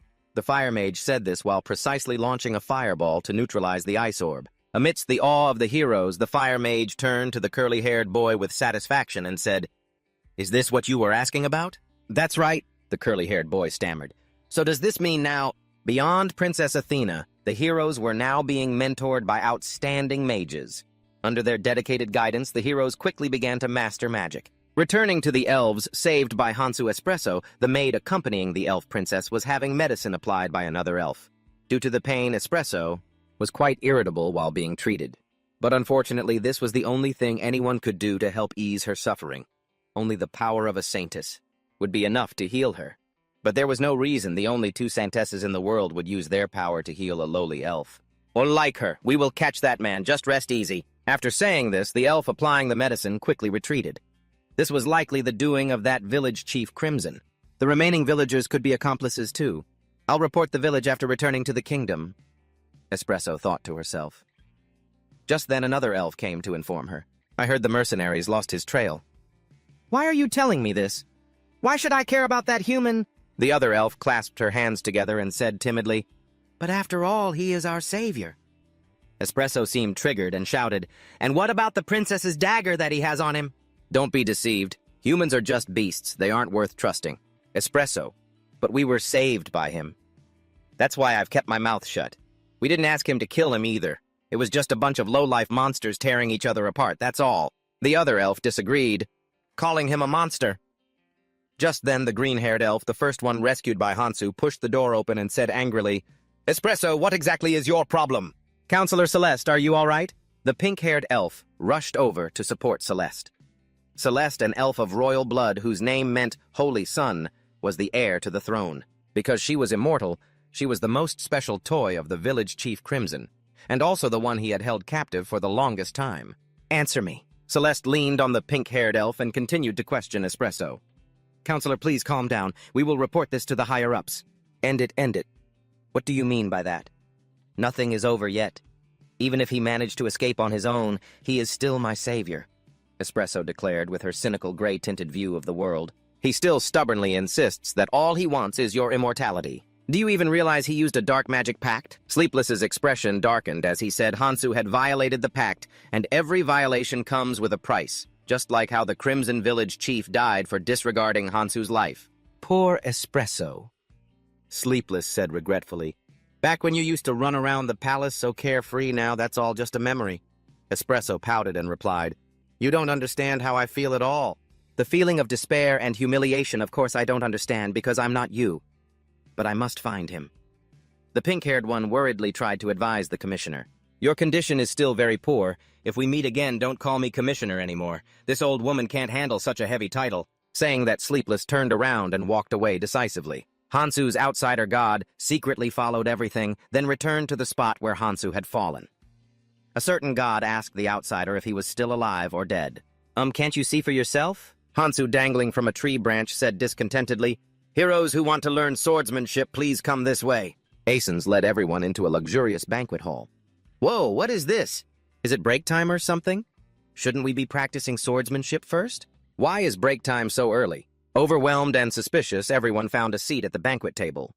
Once everyone was settled, Asens raised his teacup and said, "It is a pleasure to welcome the heroes who have chosen the path of the sword."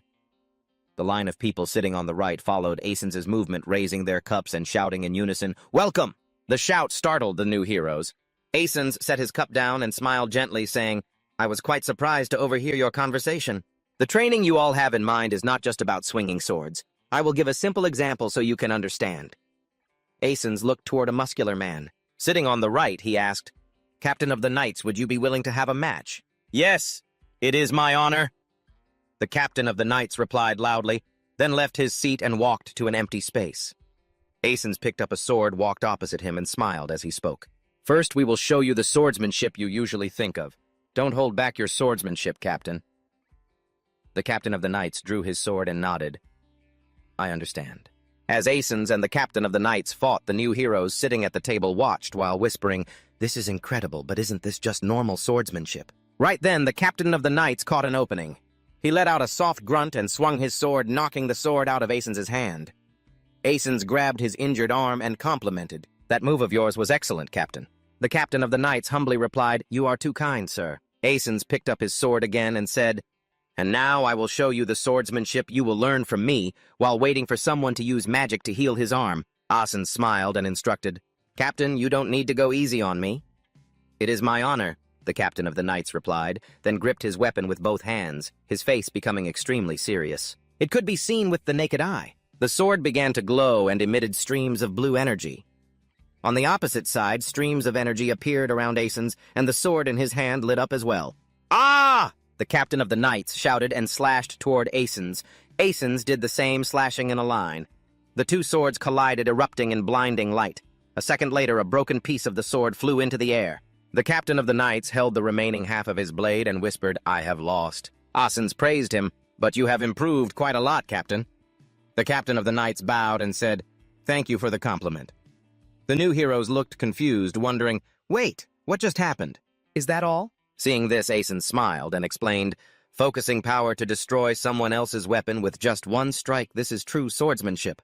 Never mind the Demon King, you might not even be able to defeat a Steel Knight at this rate." A new hero spoke up, "I understand now. So it's about ability." Asens returned to his position and smiled, saying, "So you all understand now, right? We will start right now then. Heroes, please try taking a sip of the tea in front of you." The new heroes followed Asens's instruction. "Ugh, it tastes terrible."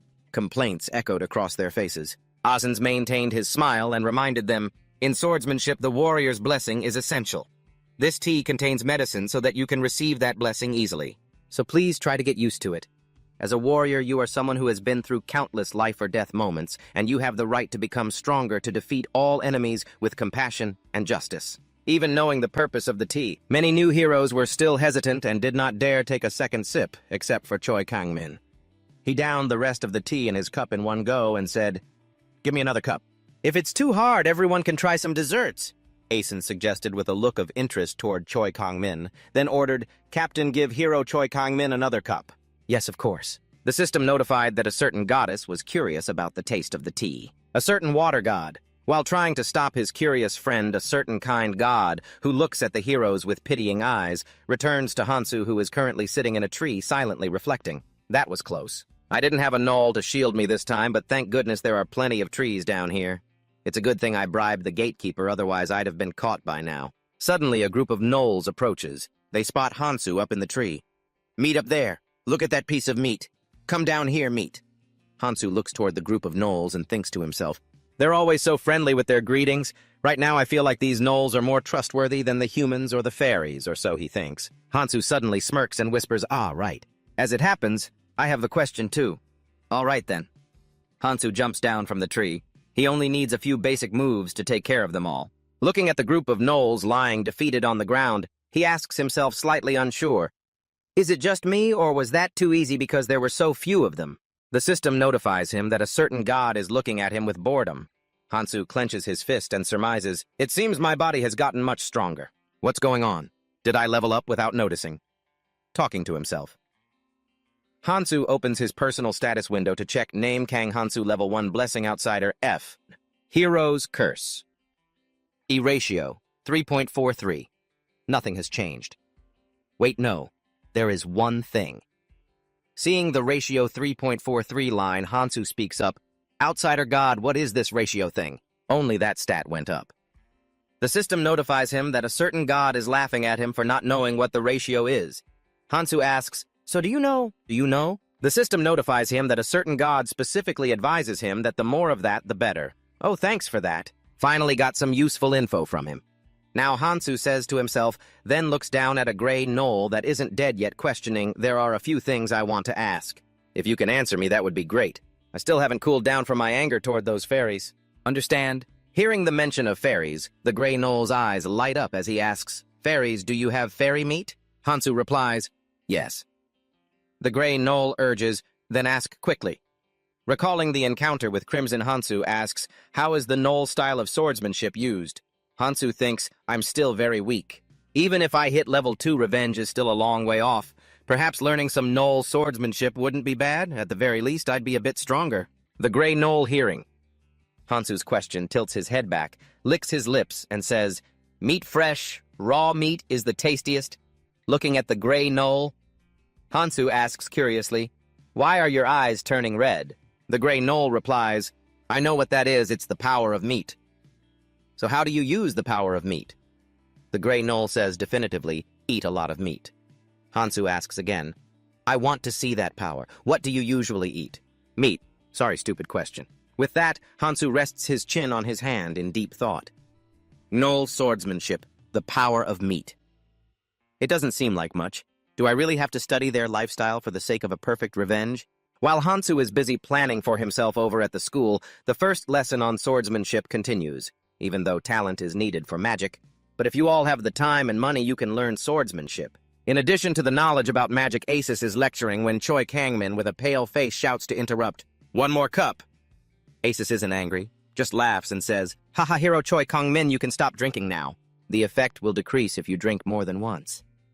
Looking at the teacup in his hand, Choi Kangmin thinks, but I need to get stronger as fast as I can. I'm on a completely different level than these fakes here. Just then, a servant approaches behind Choi Kangmin with a teapot and advises, it would be more effective if you finished with a bit of honey tea. Asus also advises consistency is what's important after all. 1 cup a day, 2 at most if you're greedy.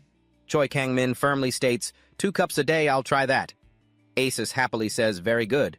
However, the warrior's blessing won't stabilize in a short time, just as a child cannot become an adult overnight. Choi Kangmin asks in confusion, then how long will it take? Asus replies, it takes a different amount of time for each individual, but if you keep absorbing it like you did at the beginning, you'll have it within a year. Choi Kangmin shouts in disbelief. Within a year! Suddenly, a purple light appears in front of Choi Kangmin and his personal status board pops up with some new information. Name Choi Kangmin Level 1 Blessing. Hero F Grit. F. Curse None. Ratio 1.11. A blessing. Choi Kangmin happily whispers. He immediately clicks to check. Grit. The longer you fight, the stronger you become. The effect resets if you are defeated or lose the will to fight. Choi Kangmin covers his mouth and gasps. Unbelievable. The system notifies him that a god of war says proudly that it's hard to believe while a certain martial god scoffs. Asus claps his hands and laughs. I sincerely congratulate you, hero Choi Kangmin. A blessing from the god of war, no less. I hold you in high regard. Choi Kangmin shyly scratches his cheek. You're too kind. Asus continues with a smile. All right now. First, I will show you all how to hide your status window. 2 days pass. Hansu is still traveling through the forest with the gray knoll. Meat, meat, meat. Hansu stands watching the gray knoll devouring his prey deep in thought. It's already been 2 days. Ever since I started following this guy. Observing the knoll's power, it noticed Hansu was distracted. Its eyes flashed with a cold light. It immediately abandoned its prey, turned and attacked him. Hansu spoke calmly. Oh, for the past few days, this knoll has been trying to hunt me down every time I show an opening, though it never succeeds. This time is no different. Hansu simply kicked it away and frowned. Don't just leave it lying there. Hansu felt this knoll was strangely weak. He checked its status board, name, broken fang, due to a level 6 arrow, blessed no curse. 0.00, Hansu questioned. You level 6. The knoll held up an arm wrapped in 2 rings to show off. That's right, look at the proof. Fairy meat, fairy heads, my prey. This guy said the agile gnolls got the fairy's hair right. Hansu thought for a moment and asked, Answer me. Why did a weak scum like you manage to hunt 2 fairies? The gnoll retorted, Wrong, I am very strong. A talking piece of meat, what a strange piece of meat. Hansu ignored it and asked, Can you see my level? The gnoll replied, I can't see it, but I know a level 1 piece of meat is easy to eat. Hansu, annoyed, stepped forward and punched the gnoll in the head, making it cry out in pain. He wondered to himself, does it know because of some kind of trait? After spending days with the gnoll observing and interrogating it like this, besides learning the gnoll's traits, Hansu had gathered a vast amount of information about other species. Suddenly, the gnoll pointed in a direction and shouted, This way, this way! Hansu asked, What's in that direction? The gnoll replied, Lots of fairy meat, tons of it. Really? Hansu smirked, thinking, the location of the village that ambushed me when I arrived. And I've confirmed that the past the village chief spoke of wasn't a lie but the truth. Just then the gnoll shouted, The meat was stolen. Hansu pressed, By the fairies. The gnoll yelled, Fairy meat is bad. Rabbit meat is good. I like meat. Seeing the gnoll start eating its prey again, Hansu thought. The changes in its body are becoming obvious. Power gradually rises from the gnoll's belly every time it eats something. It's easier and simpler than the village chief using dark magic to steal vitality, even if the effect is a bit lower. Hansu thought, then smiled and asked the gnoll, How's the taste? Are you full yet? The gnoll raised its head to the sky and roared, Full! It feels wonderful meat. I want more meat. More that talking piece of meat is mine. As it spoke, the gnoll's fur turned red and its body grew larger. It bared its fangs and lunged at Hansu. Hansu acted as if he had already foreseen it. He wasn't afraid at all, and actively charged toward the gnoll. If you looked closely, Hansu's fist was emitting the same red light as when the Crimson used gnoll swordsmanship. Thanks a lot. Thanks to you, I found out why. It is correctly called the power of meat. With that, Hansu used the very move he had learned from observing the gnoll to slice it in 2. The dying gnoll lay on the ground looking up at Hansu. The talking piece of meat is strong. How? Hansu smiled. We've only been together for a short time, but it was very useful. Thanks. The gnoll, its fang broken by the arrow, questioned, Is the talking piece of meat a gnoll too? Hansu denied, No, I am human. Hansu looked at his glowing red hand and whispered, Something like a chemical reaction was stirred up by those intense emotions. How amazing! And that is the gnoll's greed wanting to maintain that feeling of being full furthermore. The system notified him that a god of devourers was very surprised by the outsider's change. A god dreamt that this was the power of meat. Hansu mused, I didn't think anyone would be able to use it. If I didn't have the outsider's blessing, wouldn't I have died the moment I used the power with my vitality completely drained? Although it seems the gnolls fill it with meat. With the outsider's blessing, before I run out of energy, it gets refilled by the blessing, and it refills every time it's depleted. It's an infinite loop. That's pretty cool, right? The system notified him that a god mocked him. You're so childish, let's go. With that, Hansu bolted in the direction the gnoll had pointed earlier. He hadn't gone far before 2 gnolls appeared ahead. Smell of meat. We'll get out of the way, Hansu shouted, swinging his fist to finish them off neatly. Then he kept sprinting. The system notified him that a god was very surprised. As he sped along, Hansu thought angrily, Even though I've gotten stronger, I don't feel happy at all. I should have been chilling in my cozy bed scrolling through my phone by now. But instead, I'm stuck here using this nasty jagged dagger. Not to mention wandering through a forest crawling with man-eating monsters. The system says a god is pointing left. Oh, how helpful, thanks a lot. Hansu followed the directions, and soon enough he spotted a towering wooden wall in the distance. He drew his dagger, flashed a grin, and wondered, should I go and teach these savages a lesson? Fantasy world style using all this power. 2 guards were patrolling, chatting about nonsense the whole way. Kang Hansu hid in a bush watching them. He thought, I was going to sneak in from behind, but security is way tighter than I expected. Kang Hansu mused, good thing I memorized the village layout beforehand. Suddenly a god appeared behind him. A god was urging him, go now! Kang Hansu was startled. Huh? He mumbled, confused. Why the sudden rush? Before he could even finish that thought, the god kicked him in the back. A god insisted that it was time to move right now. Kang Han-soo was baffled, wondering, why is that god suddenly trying to help me? I have no clue what's going on in their head. But he still bolted after the guards. My instincts are telling me the same thing, he thought. Kang Han-soo looked up at the towering wall. Can I really pull this off? This is my chance. He slammed his dagger straight into the wall. He used the momentum to vault high into the air. He landed safely behind the wall and popped up, scanning his surroundings. No one's keeping watch here. Guess I got lucky. The god appeared beside him again. A god was gloating, "You should be grateful." Kang Han-soo smiled. Yeah, thanks. I'm always grateful. He smirked. Now for my next move. One guard was humming a tune totally relaxed as he patrolled. Suddenly, Kang Han-soo's hand clamped onto the guard's shoulder, making him jump. He looked back only to see Kang Han-soo's eyes glowing red. He drove the dagger straight into the guard's neck. Blood sprayed everywhere, and the man went limp, unable to put up any fight at all. Blood kept gushing from the neck and pouring out of the man's mouth. Kang Han-soo watched him collapse to the ground, looking unimpressed. A bit messy, but I don't see... What's the difference between killing a person and killing a monster? He stood there watching, muttering, but this guy, nobody's gonna cry for him when he's gone. But the guard raised his hands in surrender, pleading, I have a family too. Kang Han-soo grabbed the guard's leg the man was done for and muttered, and I almost died and never would have seen mine again. Only because of you people. I won't let you trample on me anymore. A god appeared in the air next to Kang Han-soo, a god who was staring right at you, provoking you. There were 3 moons in the sky tonight. Kang Han-soo exhaled and tossed one of the guards' bodies aside. He looked at the pile of dead guards he'd already dealt with. Too quiet, isn't it? If this many people are dead, shouldn't someone have noticed by now? Kang Han-soo felt puzzled. Infiltrating is fun, and there's plenty of stuff to play with, but I only see mercenaries. How am I supposed to find the elves? A god appeared beside him, arms crossed, saying, a god looks down on you with contempt.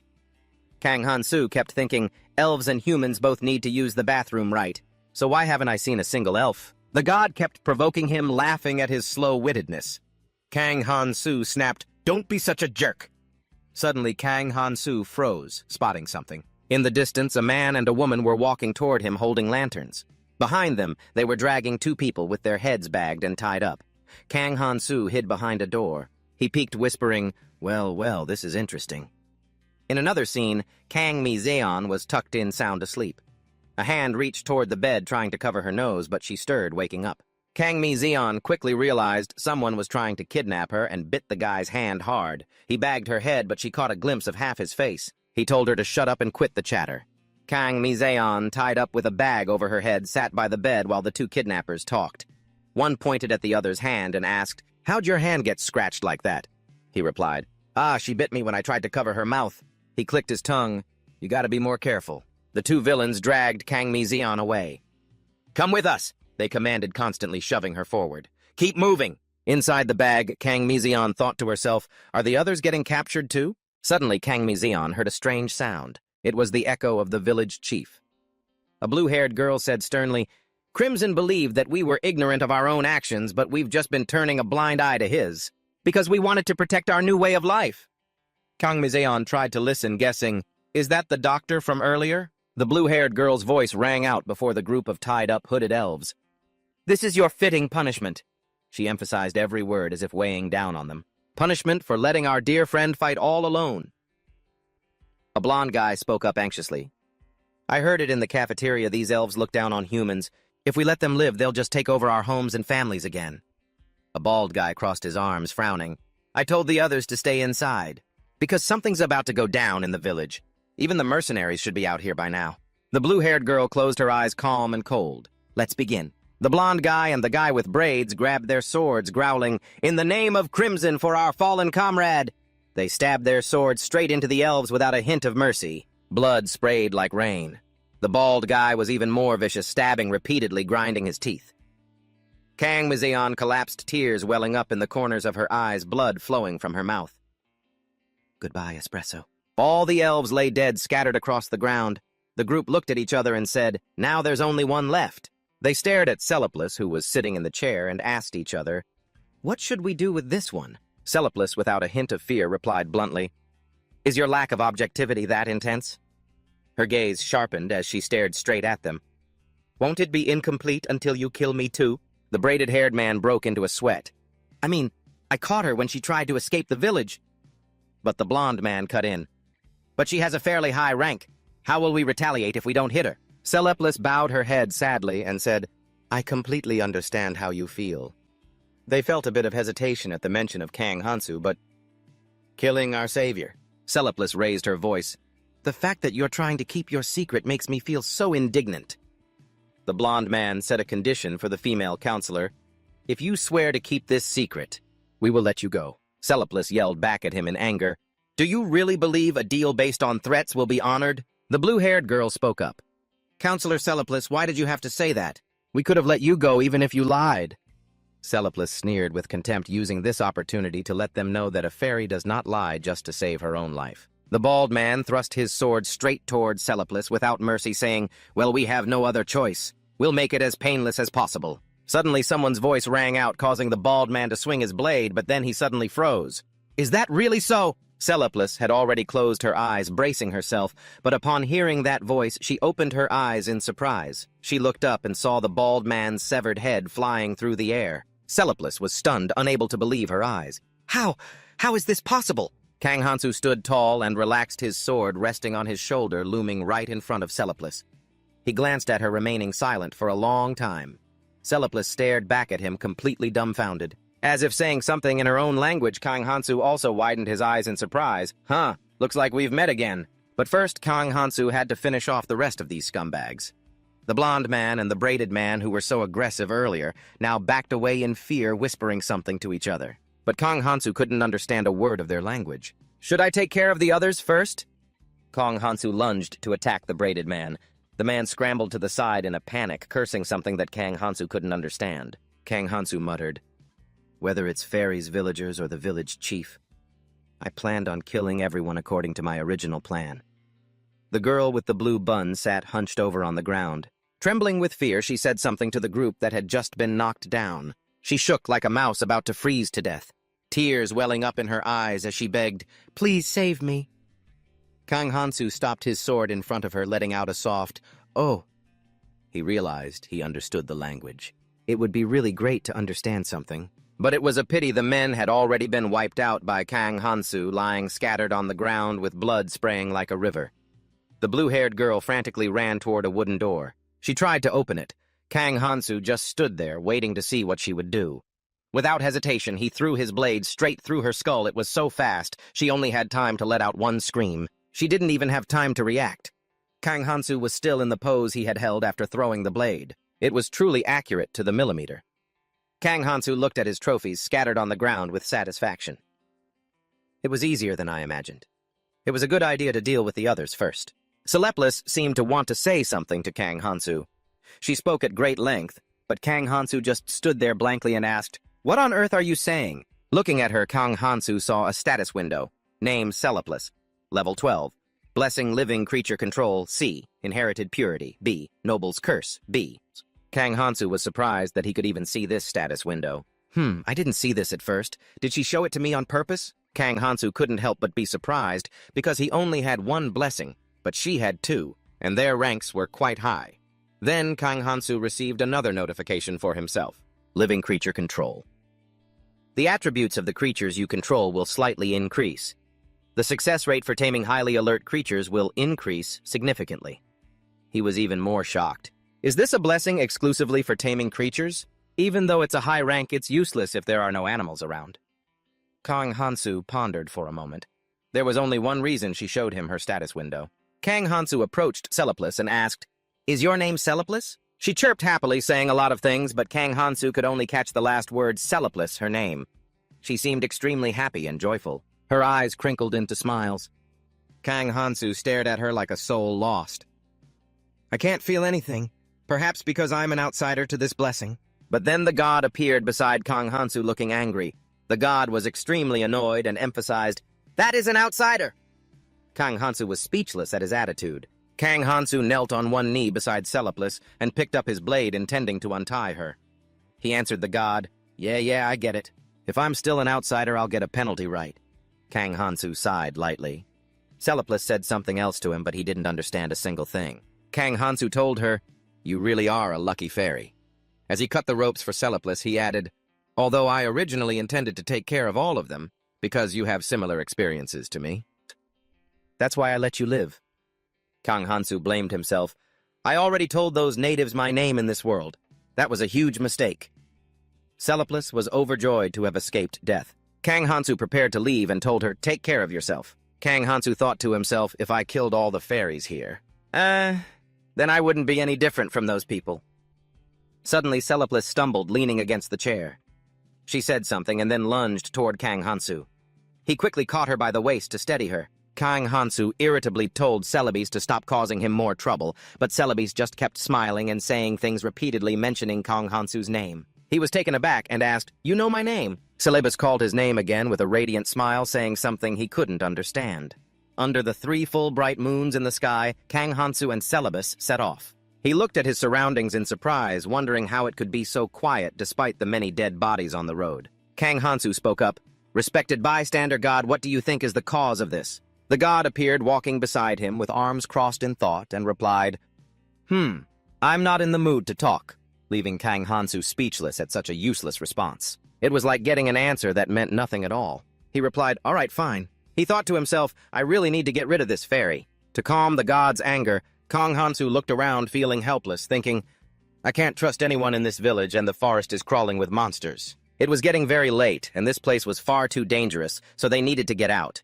Kang Hansu and Celebes took off into the dark night like a gust of wind, with Kang Hansu carrying her as they flew through the forest like a pair of birds. Celebes seemed frightened, nestling into Kang Hansu's arms, calling his name and saying something. Kang Hansu felt helpless, thinking, "What on earth? How am I supposed to understand what she's saying?" She looked serious, pointing upward and saying something.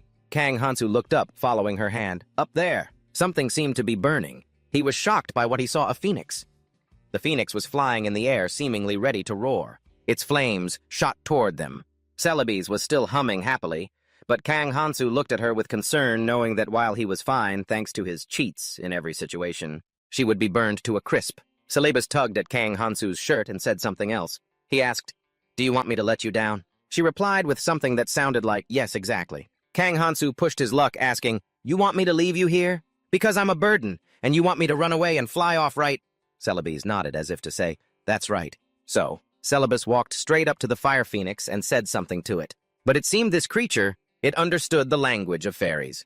Kang Hansu watched wide-eyed and bewildered as she used her blessing to control the living creature. Had she become its companion? Celebes turned back and called Kang Hansu, smiling happily and saying something. She even said her own name, Celebes. And then she hopped over to Kang Hansu, talking incessantly, though no one could understand a word. Kang Hansu asked, frustrated, "What in the world are you saying?" Celebes kissed him, and the god screamed, shocked by the unexpected turn of events, while Kang Hansu pushed her away, covering his mouth. He asked again, "What do you think you're doing?" Celebes just smiled even more contentedly at him. The fire phoenix squinted, seemingly angry, and roared out flames that surrounded them both. Kang Hansu panicked. "What the hell is happening?" He shielded his face with his hands.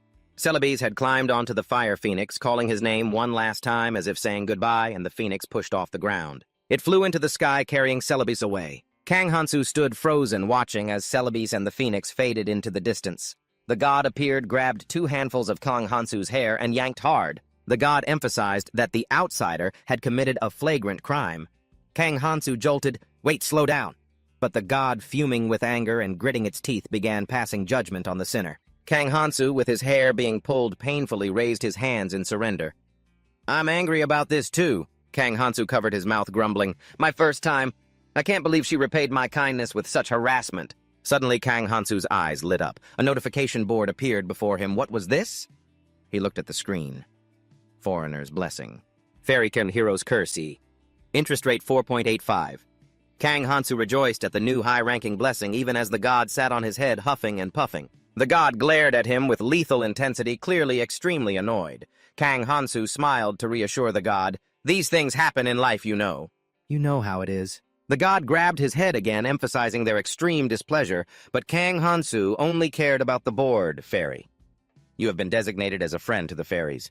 Your lifespan and youth have increased. All influences and positive comments received from fairies are being rapidly amplified." Kang Hansu pondered, "Is this a good thing?" Kang Hansu was secretly calculating. My lifespan and youth have increased similar to the outsider's blessing, but what if I combine the outsider and the fairy traits? With the average lifespan that we can use, the god leaped off Kang Hansu's head and started nagging you, complaining that you were already too happy with it. Kang Hansu scratched his head and said, "The reason I'm happy is because I've already broken up with that fairy." The god froze upon hearing his words, then broke into a cheerful smile. The god seemed much more at ease now. Kang Hansu just shook his head at how easily fooled he was, then turned to the god and asked, "Hey, outsider, shall we go a bit further?" As he looked toward the other side. A werewolf stood looming in the distance. Kang Hansu leaped up from behind, wrapped his arms around its neck, and called out, "Hey, how's it going?" he asked the wolf. When it saw Kang Hansu, it only saw meat, a tasty snack.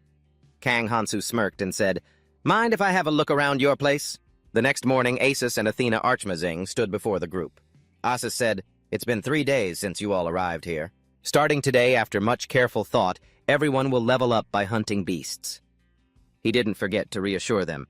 "Don't be too afraid of it, all right?"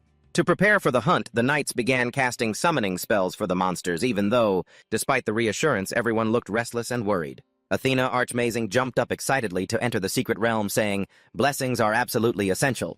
As the rank of your blessings and your levels increase through hunting monsters, your abilities will also grow." The whole group got excited as soon as they heard that. Leveling up. Finally, it's time for some fantasy-style monster hunting. The girls happily chatted among themselves. "I heard your skin improves when you level up, is that true?" The girl proudly replied, "And your figure too." They began their journey to hunt monsters with the guys leading the way. Suddenly hearing a strange noise from the bushes, they turned their heads. He urgently shouted, "There's a slime!" The others were immediately drawn in. "What, where?" The slime was terrified, burst into tears, and scrambled away. Asus and Athena Archmazing shouted in unison, "Stop right there!"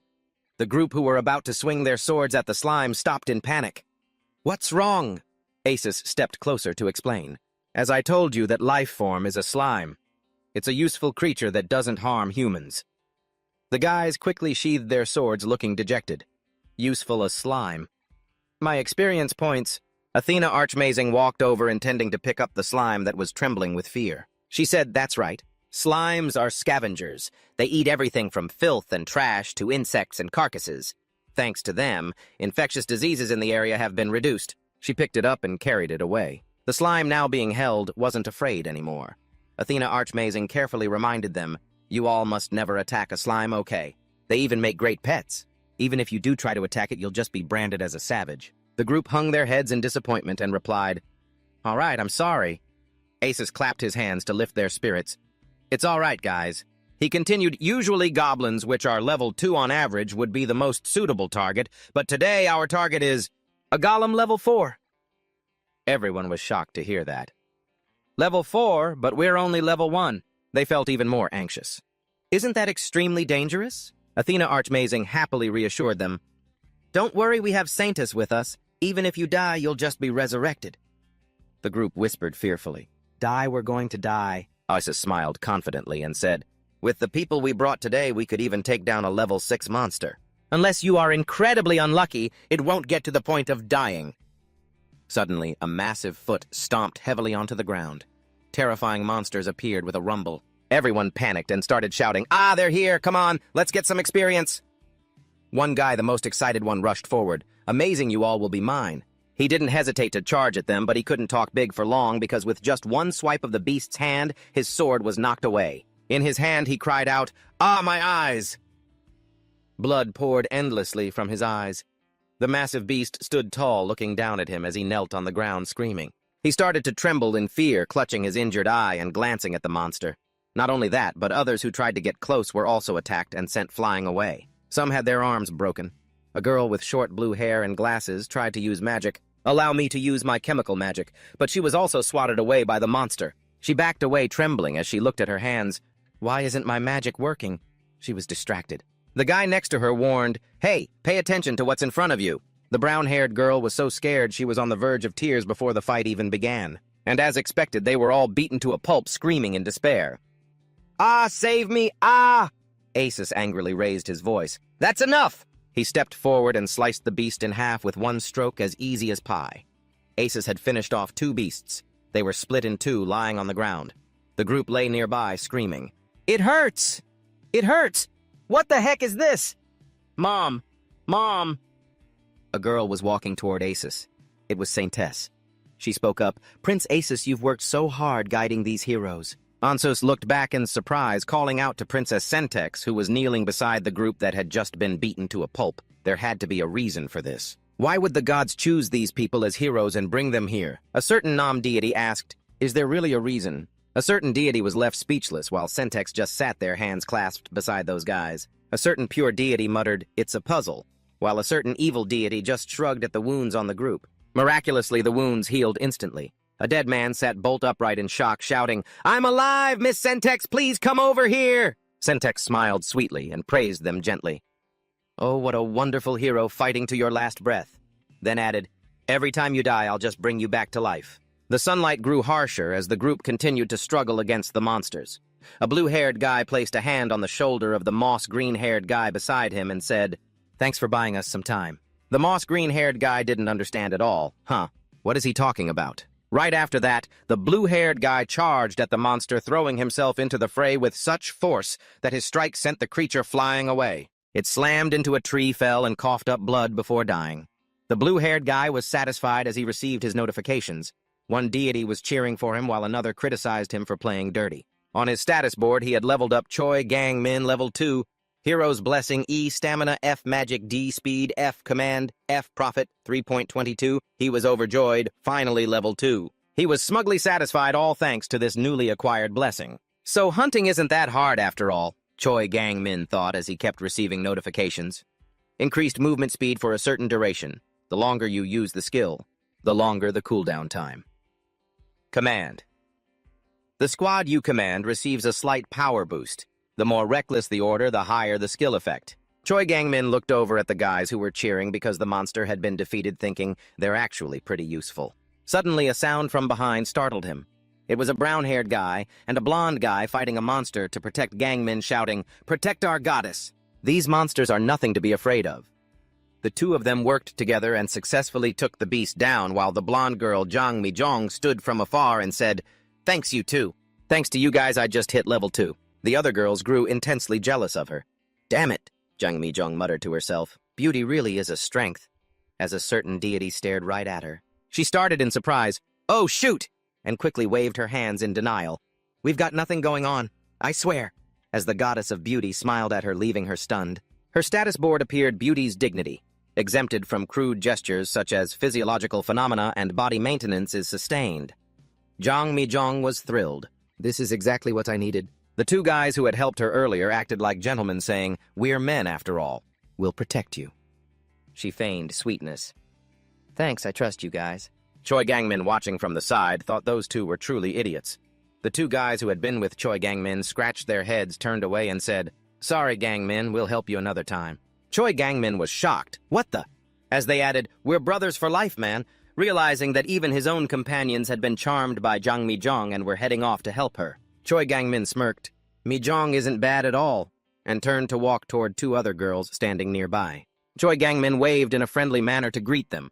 The blonde girl asked, you want to hunt with us? Sure, why not? A certain deity was busy eating popcorn. The goddess of beauty was watching in a suggestive pose, and a certain war god was excitedly yelling, all these heroes should just go die. In another scene, the moss-green-haired girl was knocked to the ground, her sword sent flying as the monster struck her, and a notification appeared. The water god pities you, but she was alone. The monster picked up her sword and moved in to attack while a deity offered popcorn to the water god. The water god wasn't in the mood to eat and refused. The girl struggled to stand, bracing herself. I can do this. She unleashed magic from her palm, pouring all her strength into an attack against the monster. It was battered by her spell, and the girl sat on the ground in relief. A notification popped up. Name Eubora. Level 2 Outsider's Blessing. F Magic. C Weaponry. F Profit. 2.04. She gasped. What, I hit level 2. Boss and uncle. Aunts. Eubora smiled, satisfied as she looked at her status board. Even if I don't level up as fast as the others, this is only the beginning. The water god breathed a sigh of relief. A deity was cheering for her as she stood up, picked up her sword, and left, not forgetting to say thank you. Eubora received another notification. War God. Your body is always a powerful weapon. Any weapon you possess will automatically return to your body. She was stunned. A new blessing. A wooden sword, it should be light enough. Another monster appeared, growling behind Eubora, and lunged at her. Another one! The notification emphasized again, War God. Your body is always a powerful weapon.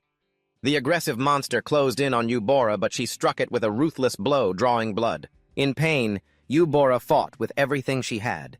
The monster reached out to attack her, but she didn't get hurt. The monster stood there, stunned, staring at its own arm. Could it be? Is he useless now? Eubora found an opening to strike it with magic, then poured all her strength into her sword and shrieked, Die! A clean, sharp slice severed the beast's head. A notification popped up saying she had reached level 3. Eubora smiled, looking at her arm. I actually did it. Meanwhile, the group was split into 2 factions. On one side was Choi Gangmin with 2 girls, and on the other was Jang Mi Jong with 4 goofy guys. They were trying to reassure each other. Let's keep going. Let's all do our best. High above on the mountain peak, 2 shadows were watching them. A god was still keeping an eye on things, while Athena Archmazing and Ansus stood on the mountain high observing them. The wind god was cheering them on with a cool breeze. The impatient demon god was looking for a seat, and a mysterious god had also arrived as dusk fell. The beast grabbed someone's hand. About to shove it into its mouth as the moon rose in the sky is that Kang Hansu. He was fighting the final beast with the carcasses of the other monsters piled up all around the place. A god asked with curiosity, How many have you killed so far? Kang Hansu. He checked his status board and replied, Not sure, I haven't been counting, but probably a few thousand by now. He slumped down onto the carcass of a monster. During the fight, he kept checking his status window, status board name, Kang Hansu, level 1 outsider, F rank. Fairy's Favor. C. Hero's Curse. E. Butcher. E. Gold. 4.46. I got another curse. Things seem to be getting even worse. He looked up at the sky, feeling dejected. Then he looked back at his status board. At this rate, I'll never level up. A certain god felt annoyed. Kang Hansu didn't know if he was reassuring the god. Or reassuring himself, it's fine. I knew growth would become much harder because of that evil god's curse. Notification board. Hero's tongue. Languages of races hostile to the hero will be automatically translated. Experience gained from hunting and achievements is reduced significantly. Kang Hansu felt panicked. I didn't think it would be reduced this much, though. He gritted his teeth in anger. My level won't go up by even an inch. A god was looking out at the distant galaxy. That god said, Today, too. In that galaxy, there are so many stars. Kang Hansu asked suspiciously. Did something possess them, or what? He seemed a bit surprised. I thought they were supposed to be happy and having a good time. A god was trying their hardest to look the other way. He stopped caring and looked at his status board, pondering, But anyway, what is this curse? Slaughtering friendly races will make them slightly afraid of you and feel you are very terrifying. The chance of them opposing your cruel actions increases significantly. Kang Hansu hung his head and sighed. I was forced into becoming an outsider, wasn't I? The god appearing beside him started singing and dancing again. A certain god was very happy. Suddenly he froze when he saw the glowing bracelet on the monster's arm. He looked over at the basket of treasures he had collected. I tried my best not to loot too many treasures, really. Not too many, my foot. You call a basket this size not many. He picked up the bracelet to examine it. Because I'm sure they all belong to humans or fairies. But since I can't level up yet, the only option to get stronger is money. The beast's feet stepped closer to Kang Hansu. He was startled. It wasn't just one, but a whole pack of monsters. They shrieked, Kill, meat, human, meat, revenge. Kang Hansu was caught off guard by them, but stood up calmly looking at them. Still some left, huh? The beast standing in front of him had already leveled up to 9. That's actually pretty scary. But Kang Hansu was very relaxed. Sounds like an organized uprising, huh? Probably think your numerical advantage is enough. Still not enough, and it looks like you lot have eaten tons of meat. They kept shrieking and rushed to attack Kang Hansu like they were starved for ages. Meat, meat, eat him, eat his heart. Kang Hansu jumped up to dodge the monster's attack, and even said, Thanks. He used his sword, burning with killing intent, preparing to jump down and counterattack. So happy that so many good teachers have come to meet me personally. The monsters were stunned, staring at him. What meat Kang Hansu slashed once successfully, taking out a monster. He even turned back to tell them, Thanks, everyone, I've finally found a way to use my power effectively. The monsters instinctively backed away. Dangerous, too strong, have to run. Kang Hansu, burning with intensity, said, No matter how much you prepare, it will never be enough to face me. Kang Hansu prepared to unleash his massacre. The next morning, when the sun had risen, Kang Han-soo stood next to the pile of gold he had collected. I made a lot of gold coins, but the language barrier is still a problem. He thought if he couldn't sell the goods at a reasonable price, they were just a pile of rubble. I need a translator. Isn't there any smart monster that can turn into a human? Kang Han-soo sat next to the bag of gold, pondering, I could probably trust Glon, right? These guys are terrible at lying. Suddenly, someone with 2 horns appeared behind his back. Oh, it's a grade 1. It's Cosmos. He walks over and asks Kang Han-soo, where did the person who took care of those lowlifes go? Kang Han-soo turns around, excited, and stares at him. Cosmos is freaking out, asking, are you not understanding a word I'm saying? I'm speaking human, you know. Kang Han-soo walks up and grabs Cosmos. Got one. Cosmos panics and shouts, you jerk, what do you think you're doing? Kang Han-soo seems pretty impressed by him. He looks surprisingly smart and actually has a decent-looking face. Kang Han-soo asks excitedly, what's your name? I don't know what kind of freak you are, but I have a feeling we could be friends. Cosmos scowls, annoyed. I'm a demon, not a freak. Kang Han-soo is stunned. Wait, you're a demon? I always thought demons were these massive muscular monsters. Remember that guy who kidnapped the kids? He said the hero's goal was to take down the Demon Lord, to defeat the Demon Lord. He looks at the cosmos in front of him. If even the gods need to ask aliens for help, the Demon Lord must be incredibly powerful, but this guy... While he's lost in thought, Cosmos starts screaming, you lunatic! What kind of psychological game are you playing? From the moment you introduced yourself talking about being friends, the idea that all demons are powerful is just a prejudice, you idiot. Kang Han-soo looks dejected. My bad, sorry about that. He adds something even more hurtful. But you're actually kind of weak, aren't you? Cosmos looks like he's about to cry on the spot. Kang Han-soo panics and starts fumbling. Hey, don't cry. You're making me look like the bad guy here. Cosmos retorts angrily. You're barely stronger than a normal human. Who on earth are you? What kind of grade 1 is freakishly strong like that? Kang Han-soo laughs and says, it's all thanks to blessings. Cosmos shouts back, that's a blatant lie. Do you think I'm stupid? How can you lie through your teeth when you clearly have more curses than blessings on you? Kang Han-soo is completely shocked when he hears that. You can see them. Cosmos points to his blue eye and says, of course. I have a blessing that lets me see through everything. And I have another one even better than that. I can peek at other people's status windows.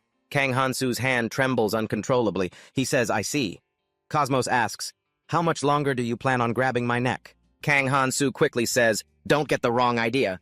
This is just a sign of friendship. Cosmos snaps back. More like if I don't agree to be friends, you're going to choke the life out of me. Kang Han-soo stares at him surprised. You're pretty sharp. Way different from those other lowlifes. Cosmos says, I'm a dark mage. If you were stupid, there's no way you could learn dark magic.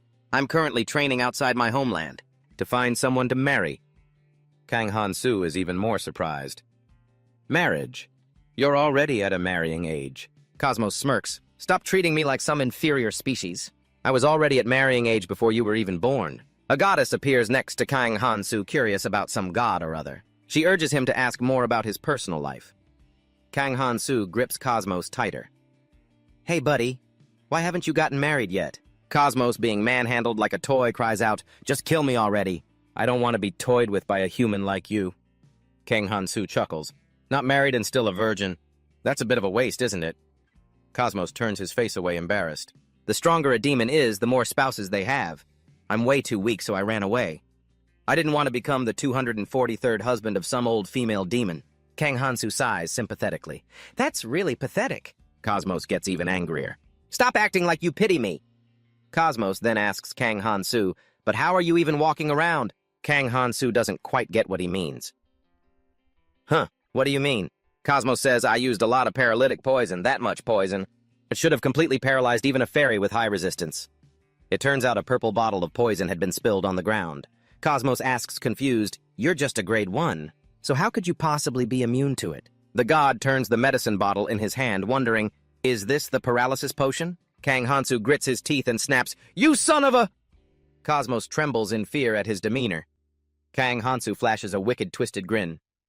This reminds me of a memory that really gets my blood boiling. Kang Han-soo grabs Cosmos by the collar and stares down the demon with a sinister smile. Cosmos, terrified and breaking into a cold sweat, hurriedly casts a dark spell. Aiming to bind Kang Han-soo, a spell resembling a snake slithers around his feet, quickly climbs up his body, and wraps around him tightly. But Kang Han-soo just flexes his muscles with immense force. With just a shake, he effortlessly shatters the demon Cosmos's magic bindings. Ah!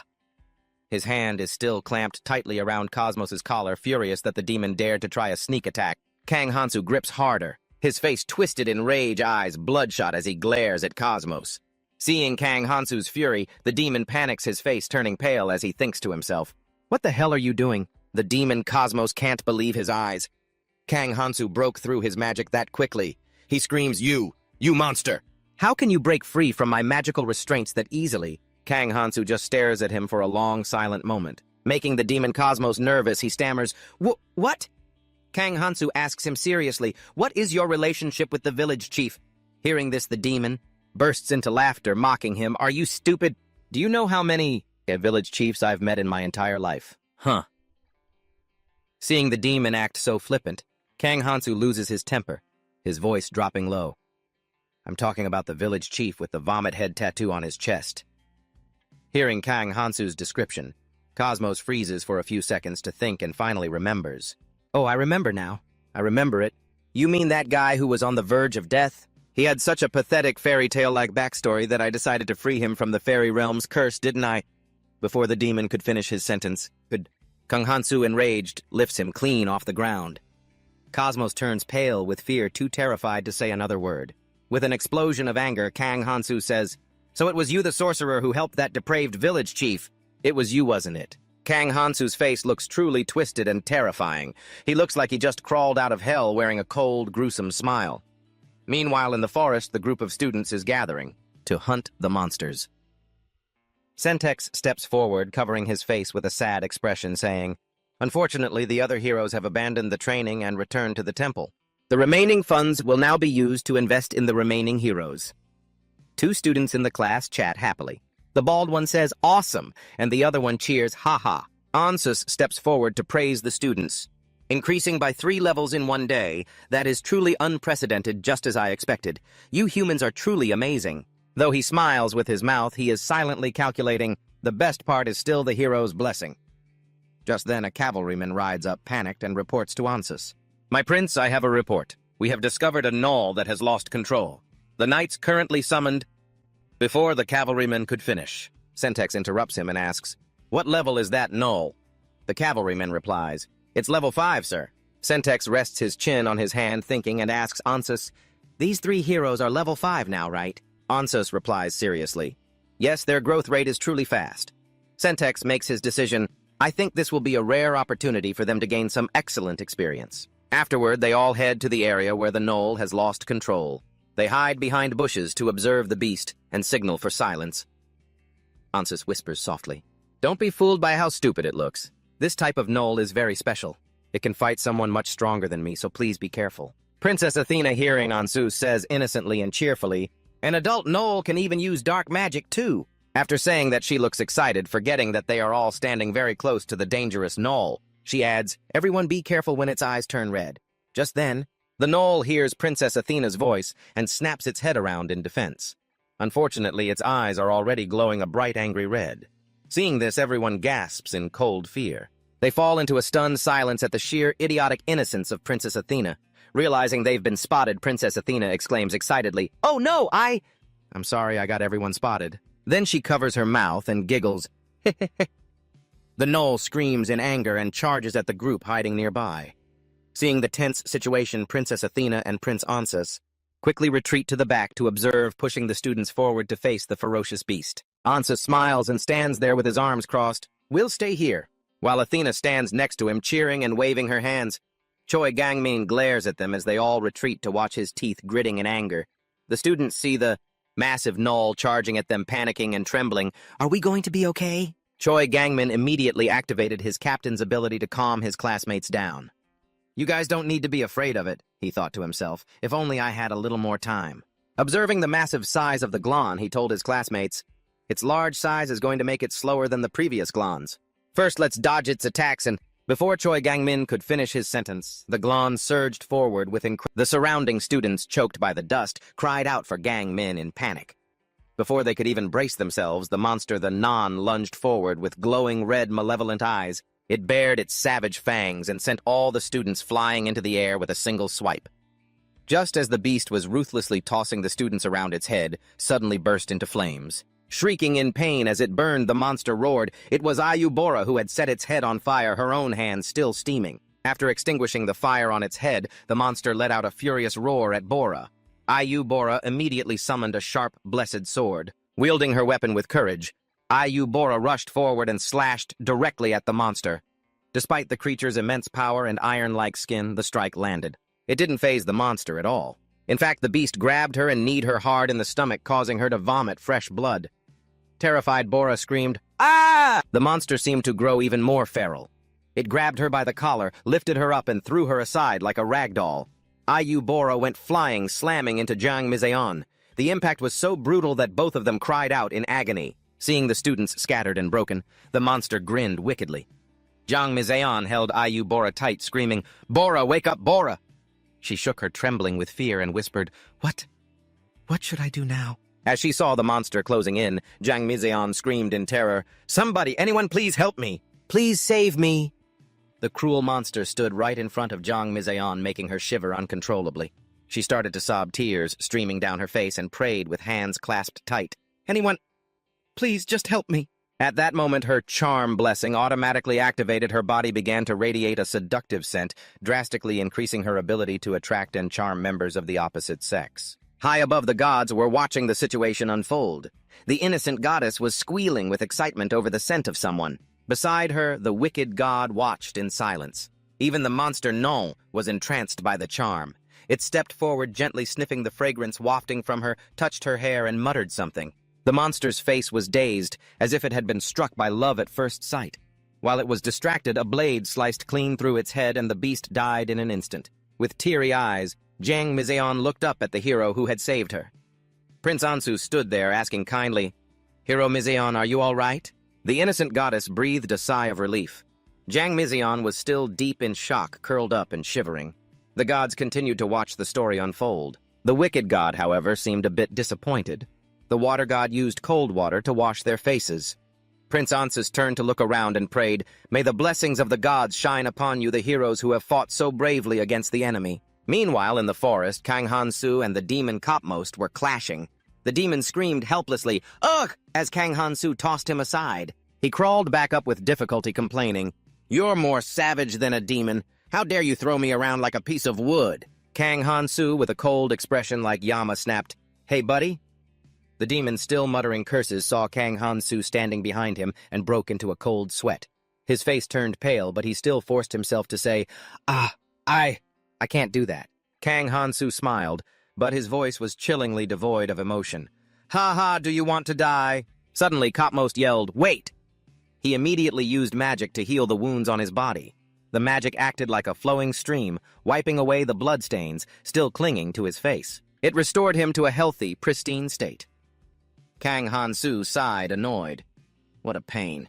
He thought to himself, "Is this an ability similar to the Outsiders?" Kang Han-su grumbled, "Thanks for the mercy, Mr. Village Chief. I almost died for nothing back there." Kang Han-su asked him, "Do you want to keep getting beaten, or are you going to help me?" The demon Kopmost nervously calculated his options and said, "That's a tall order. There's a terrifying saint in the next city over. I can't die before I get married." Seeing him refuse, Kang Han-su said helplessly, "Going on and on about getting married." Suddenly, the demon Kopmost said cheerfully, "Okay, how about the second closest city? I'll volunteer to lead you there." Kang Han-su was secretly relieved and said, "All right, it's a deal." He thought to himself that he didn't want to go to a city with the goddess's lackeys anyway. Just as they were about to head out, Kopmost remembered something. "Right, I almost forgot." Kang Han-su, walking behind him, asked, "What is it?" The demon turned back and said, "Because soldiers have been banned from entering the forest for 2 days, we have to take a detour." He looked back at Kang Han-su and added, "We just need to verify your identity. But a demon like me is dangerous." Kang Han-su, carrying a sack of gold on his shoulder, replied nonchalantly, "Well, if that's the case, then I guess it can't be helped." Deep down, he was silently cursing. "I'm going to have a hard time because of the language barrier, damn it!" The goddess saw Kang Han-su's internal rage and started rolling on the floor, laughing. A certain god was having such a blast that it made him even angrier. Meanwhile, in another forest, Ohangu and Arya were heading deep into the woods to find Glone. Arya kept complaining, muttering as they walked, "You are the most useless person I have ever met. Did you learn about the world from a children's book? You don't even know what a bathroom is. Ohangu's face darkened as he thought, bathrooms are never mentioned in novels or comics? That's what I wanted to say. He wanted to argue back, but Ohangu was a coward and thought, but she's been paying for the inn. My armor and my weapons for the last 2 days. Being in a subordinate position, he only dared to be angry internally. As they were walking, Arya suddenly turned around and snapped, "Hey, you!" Ohangu asked, "What is it?" Arya tried to control her anger and said, "I've been very annoyed because you keep staring at me from behind." Ohangu casually explained, "It's just a misunderstanding. I just like walking behind people." Ohangu secretly smirked, thinking a beautiful girl like this, helping and looking out for someone. This must be the effect of my blessing. The MC's pulse raced as he remembered his special blessing and smiled to himself. Arya, losing her patience, pointed straight at his face and said, "Hey, are you even listening to me? Besides, you have no idea how surprised I was by the way you attacked that slime. Are you seriously unaware of the obvious?" Ohangu stuttered in fear when he saw Arya acting so fierce. Arya warned him that since they were entering goblin territory, he should start by doing some grunt work around the village. Ohangu quickly refused, saying, "I don't want to do that." Arya, at her wit's end, replied, "Then you have no choice. Normal goblins are way more dangerous than slimes. You need to be careful if you want to make it out of the forest alive." Ohangu replied casually, "Got it." Arya sighed helplessly and asked, "Are you sure you actually understand?" Ohangu kept his nonchalant expression and grinned mischievously. "I understand perfectly well." Suddenly, a gust of wind blew, scattering a few leaves. A god of fate waved his hand, beckoning a friend, and a wind god asked if something big was going on. Noticing a few gods watching him, Ohangu smirked triumphantly. The number of gods was rising noticeably, while others were just growing like greenhouse plants. "I'm going to charge into the battlefield and claim the gods' blessings." Seeing Ohangu's devious smile, Arya couldn't even be bothered to speak. "Why can't you stop grinning like a creep? Stay on guard." "Let's go." Ohangu thought to himself, this is goblin territory. It's tough for slime rank mercenaries, huh? This was the lowest rank for rookie mercenaries, but he immediately opened his stat window, name Ohangu. Level 1, Hero's Blessing F. Special F, Mercenary rank F, Dividend 1.95. After looking at it, he confidently thought, I've got a new blessing now. I have the Mercenary XP bonus effect. You get extra experience points for completing a request. If you fail or abandon a request, you lose a significant amount of XP. It's risky, but that's nothing for a protagonist like me. The two ventured deeper and deeper into the forest. Ohangu asked, Arya, are you sure this is the right place? He kept looking around while walking, but he couldn't see a single goblin in sight. I don't see any goblins at all. Arya was also shocked and suspicious. That's strange. How come there aren't any? Could something have happened to this forest? Meanwhile, Ohangu was still lost. Us, in his own protagonist fantasies. He smiled and said, There's always something to do around the main character. Arya, hearing his nonsense and not understanding a word, asked, What are you talking about? Ohangu replied smugly, Heh heh, it's nothing. Arya checked the list and frowned. This is bad. This is only 5 goblin ears. I thought we could be done early. While Arya was still worrying, Ohangu walked with his hands in his pockets, 10 parts confident. Just keep heading deeper into the forest. Arya felt they had gone way too far. Furthermore, she had a gut feeling that something unfortunate was about to happen, so she wanted to head back immediately. It's not going to be that easy. Let's go back to the guild first and see if there's any new information. Ohangu turned back and said with a confident smile, It's fine, just trust me. Heh heh heh heh. Seeing him so confident only made Arya more anxious. She asked, What are you basing that confidence on? Before she could even finish her sentence, Arya screamed in terror, Ha! Ha! At that moment, an axe was swinging straight toward Ohangu's head. He only had enough time to look up in a panic and gasp, What? Before barely dodging the goblin's strike. The powerful heavy swing slammed into the ground. Having just escaped death, Ohangu collapsed, clutching his head and trembling, wailing, Ugh! Ah! Arya frantically drew her sword and lunged forward. She shouted, Ohangu, focus! Then, using all her strength, she leaped high into the air and stabbed her sword straight into the top of the goblin's head. The goblin bared its teeth and struggled, its eyes bloodshot. Surprisingly, that slash, I didn't cause a single bit of damage to this goblin. Arya thought anxiously. It has iron armor too, this is bad. She quickly dashed to Ohangu, asking worriedly, Ohangu, can you stand up? In front of them stood an incredibly huge goblin with bloodshot glowing eyes, growling madly. Grr! Arya quickly said. "Draw your sword, hurry! This goblin is really strong." Ohangu snapped out of his near-death experience, stuttering, "What? Oh, okay." Ohangu drew his sword, but as he faced the goblin directly, he panicked. His hand holding the sword was shaking and his face had turned pale. The confidence from before was gone. A goblin? It's way scarier than I thought. Just then, it wasn't just the two of them facing the giant goblin. They were being surrounded. Several other goblins standing nearby were charging in with swords. Seeing the situation go south, Arya cursed, "Damn it!" She turned her back to him to protect him. "Listen closely, Ohangu. I'll draw their attention and clear a path for you to escape." Seeing Arya trying to clear a path for him to run, Ohangu still stubbornly held his sword and said, "You want me to leave the experience points behind and run away?" "Ah," Arya said seriously. "This isn't the time to be joking." Suddenly, Ohangu was struck hard in the face by a rock. Thwack. He felt his whole world spinning. A stream of blood began to trickle down. "I can't... what the heck just smacked me in the face?" His vision began to fade into darkness. The last image he saw before passing out was Arya calling his name anxiously, "Ohangu, Ohangu." Ohangu was still lost in his thoughts about being the main character. The gods watching him started chattering away. The god of war was laughing his head off, and some other god was laughing so hard his jaw dropped. Now, after some time had passed, Ohangu suddenly woke up and began to recall the situation right before he blacked out. "Wait, so all that pathetic screaming and losing it, where did those monsters go?" Arya, covered in wounds, smiled and said, "You're awake, aren't you? I've already taken care of everything." Ohangu let out a sigh of relief. "Oh, thank goodness." His gaze quickly darted over, and he spotted one of Arya's arms, which had been severed. As she sat there bandaging her wound, he was stunned. "Huh." Then panicking, he pointed at her arm and asked, "Your arm? Why is it because of me?" Ohangu felt crushed by a wave of guilt and misery. He was practically falling apart, but Arya tried to reassure him. "It's my fault, you don't need to blame yourself." Ohangu was shaken to his core. "Oh my God, what a protagonist! Who cares about that? What right do I even have?" Ohangu suddenly remembered something and hurriedly pulled up his status window. "Wait, there has to be a way to deal with this. Maybe with my blessing." He frantically searched the data board. Arya hurriedly stopped him. "Hey, calm down!" Ohangu, agitated, snapped. "How am I supposed to stay calm?" Arya smiled self-deprecatingly. "It was my fault after all, so don't blame yourself anymore." Ohangu realized that because of the special blessing, Arya was taking all the blame for this incident onto herself without scolding him at all. That feeling of self-reproach grew even heavier than before. He gave a bitter, mocking laugh and thought to himself, "The effect of the grand blessing is basically like letting me off the hook." Standing nearby, Arya watched as Ohangu talked to himself and laughed, looking puzzled, not understanding what was happening. The gods were still watching. The wind god had literally fallen off his cloud while laughing. Seeing the gods mocking him, Ohangu snapped and turned to lash out at them. "Stop laughing, is this supposed to be funny?" The gods began to get angry at Ohangu's unreasonable outburst.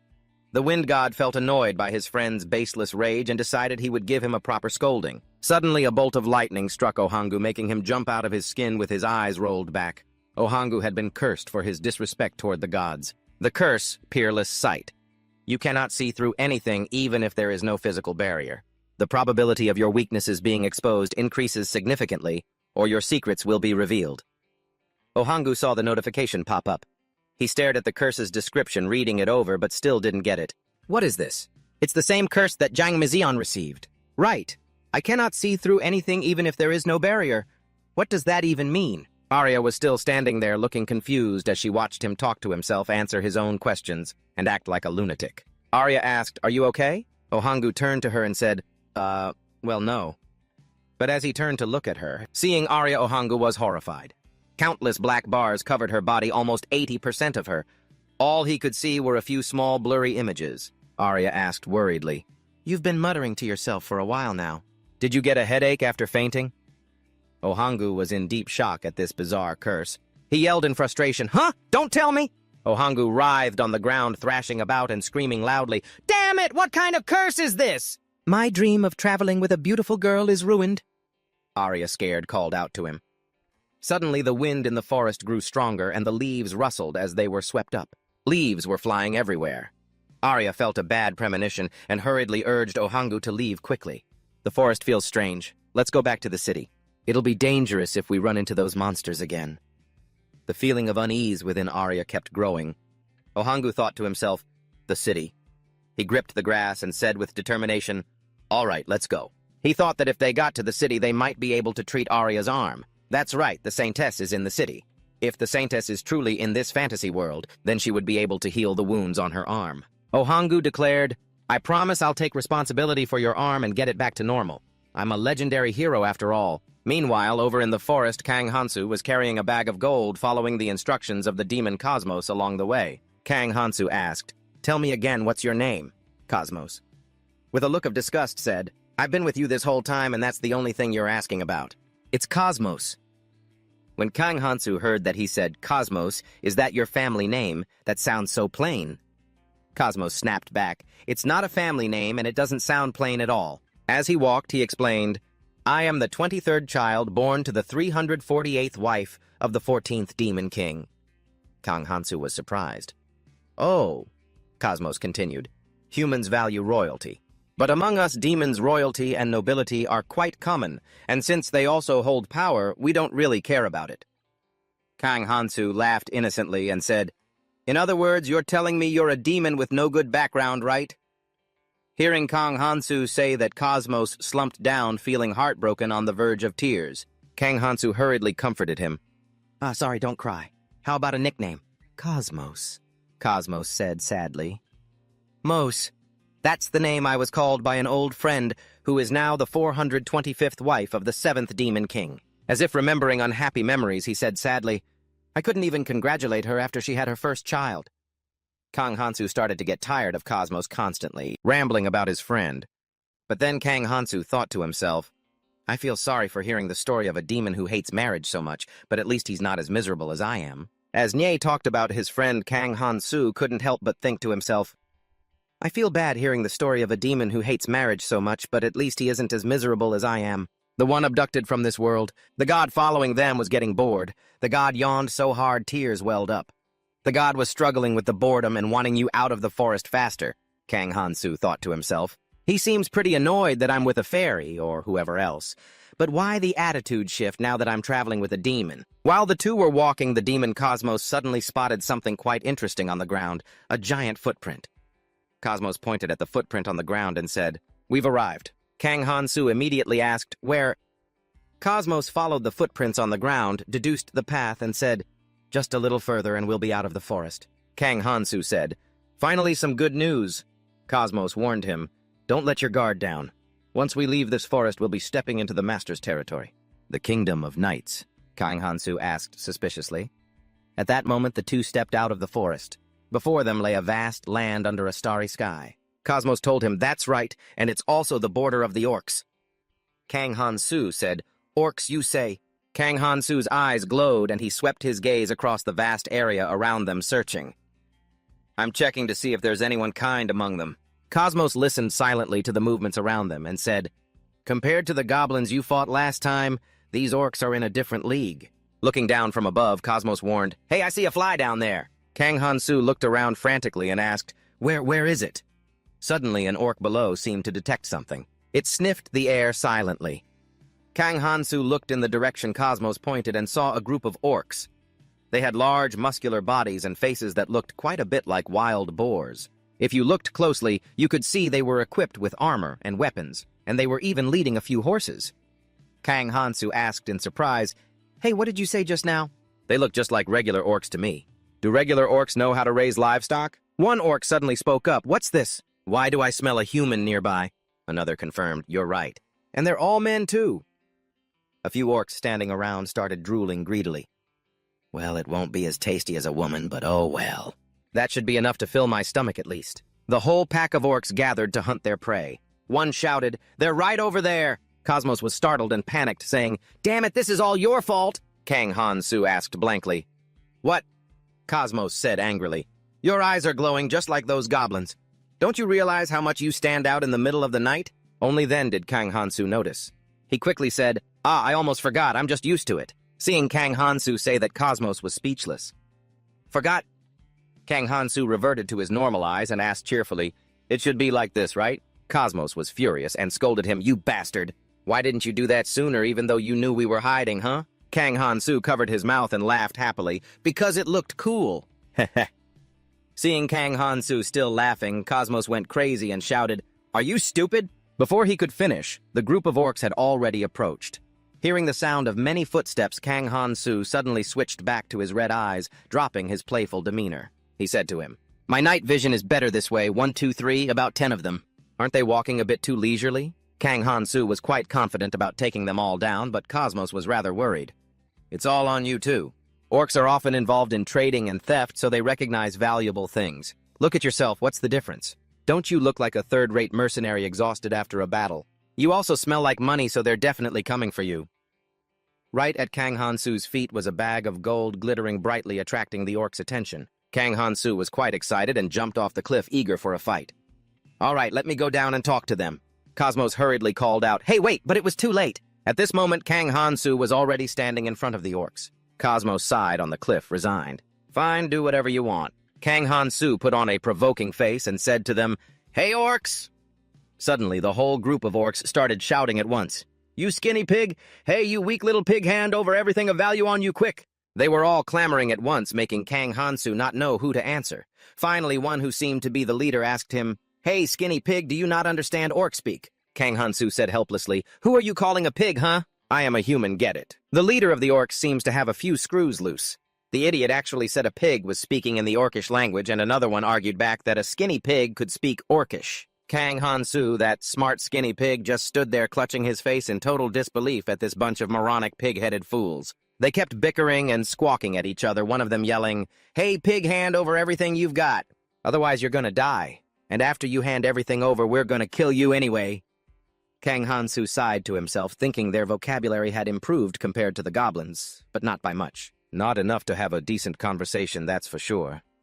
"Guess I don't have much of a choice here," Kang Han-soo muttered, reaching for his sword ready to beat these pigheads to a pulp. He thought to himself, are these orcs really that much stronger than the goblins? They looked decent at fighting in groups and surrounding their enemies, but Kang Han-soo drew his blade with a sharp strike, cutting through their meaningless chatter. "Hey, you green pigs! I suggest you hand over everything you've got right now." They turned back in a rage, shouting, "We are orcs, not pigs." Kang Han-soo didn't let that orc monster finish. He lunged forward and slammed his fist straight into the leader's mouth. The orc flew backward, shrieking in pain, "Ah!" while spitting out a mouthful of blood. Kang Han-soo just kept pressing the attack, thinking, can I actually take them all? No need to overthink it. I've got the outsider's blessing, so let's hope this works. Seeing one of their own taken down with a single punch, the rest of the pack stood there gaping in stunned silence. Kang Han-soo got more fired up with every hit. He charged into the orc's landing punches with a crazed, bloodthirsty look in his eyes. I'm the only one here who gets to make the calls, got it. He was determined to smash those pig heads in and see who the real fat pig was after all. With one hand punching and the other throwing his blade, flew through the air and embedded itself right in the forehead of an orc, sending blood spraying everywhere. The orc's eyes rolled back dead before it even knew what hit it. It went down without even a sound. The remaining orcs, seeing Kang Han-soo fighting like a demon, were too terrified to move.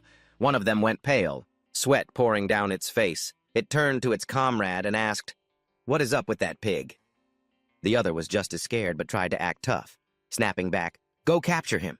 Then quit standing there asking questions." They all had swords, but not one dared to step up, already passing the buck before they'd even swung a blade.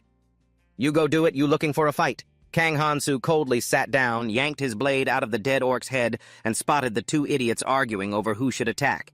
He turned his gaze toward them, and casually took care of both those brainless orcs. No need to argue anymore, now you can both hold hands and go to the afterlife together. Kang Han-soo silently pulled out his dagger and said to Cosmos, "I thought orcs were supposed to be stronger than goblins."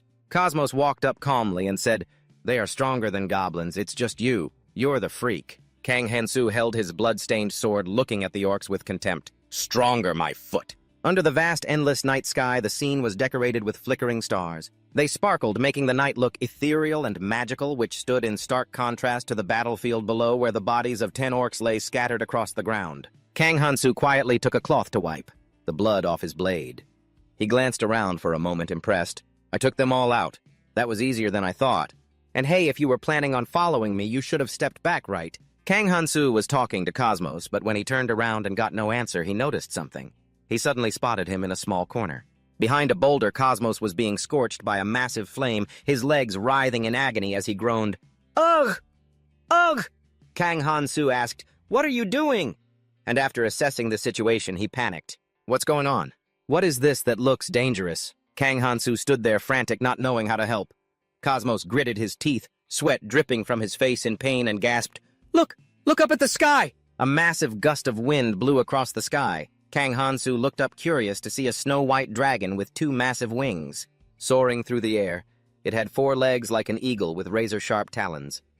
Kang Han-soo marveled, "Whoa, it's huge. Is that a lizard or a dragon?"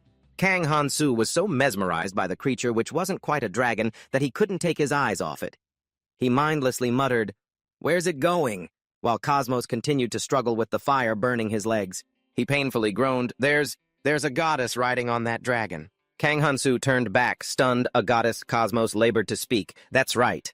That's the ultimate weapon of humanity. To track me from that distance and strike with such precision."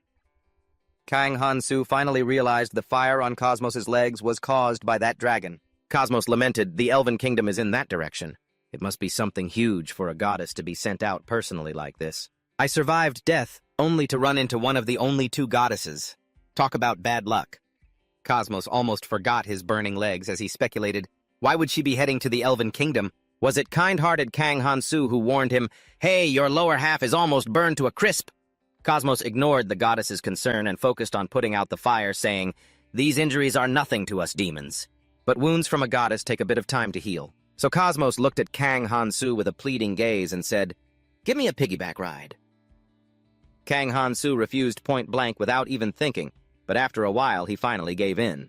"I still have to carry Cosmos, huh?" As he walked, he thought to himself, "I was suddenly kidnapped to this hellish world and nearly died countless times. I've never even given my own parents a piggyback ride, and I can't believe I'm carrying a demon right now.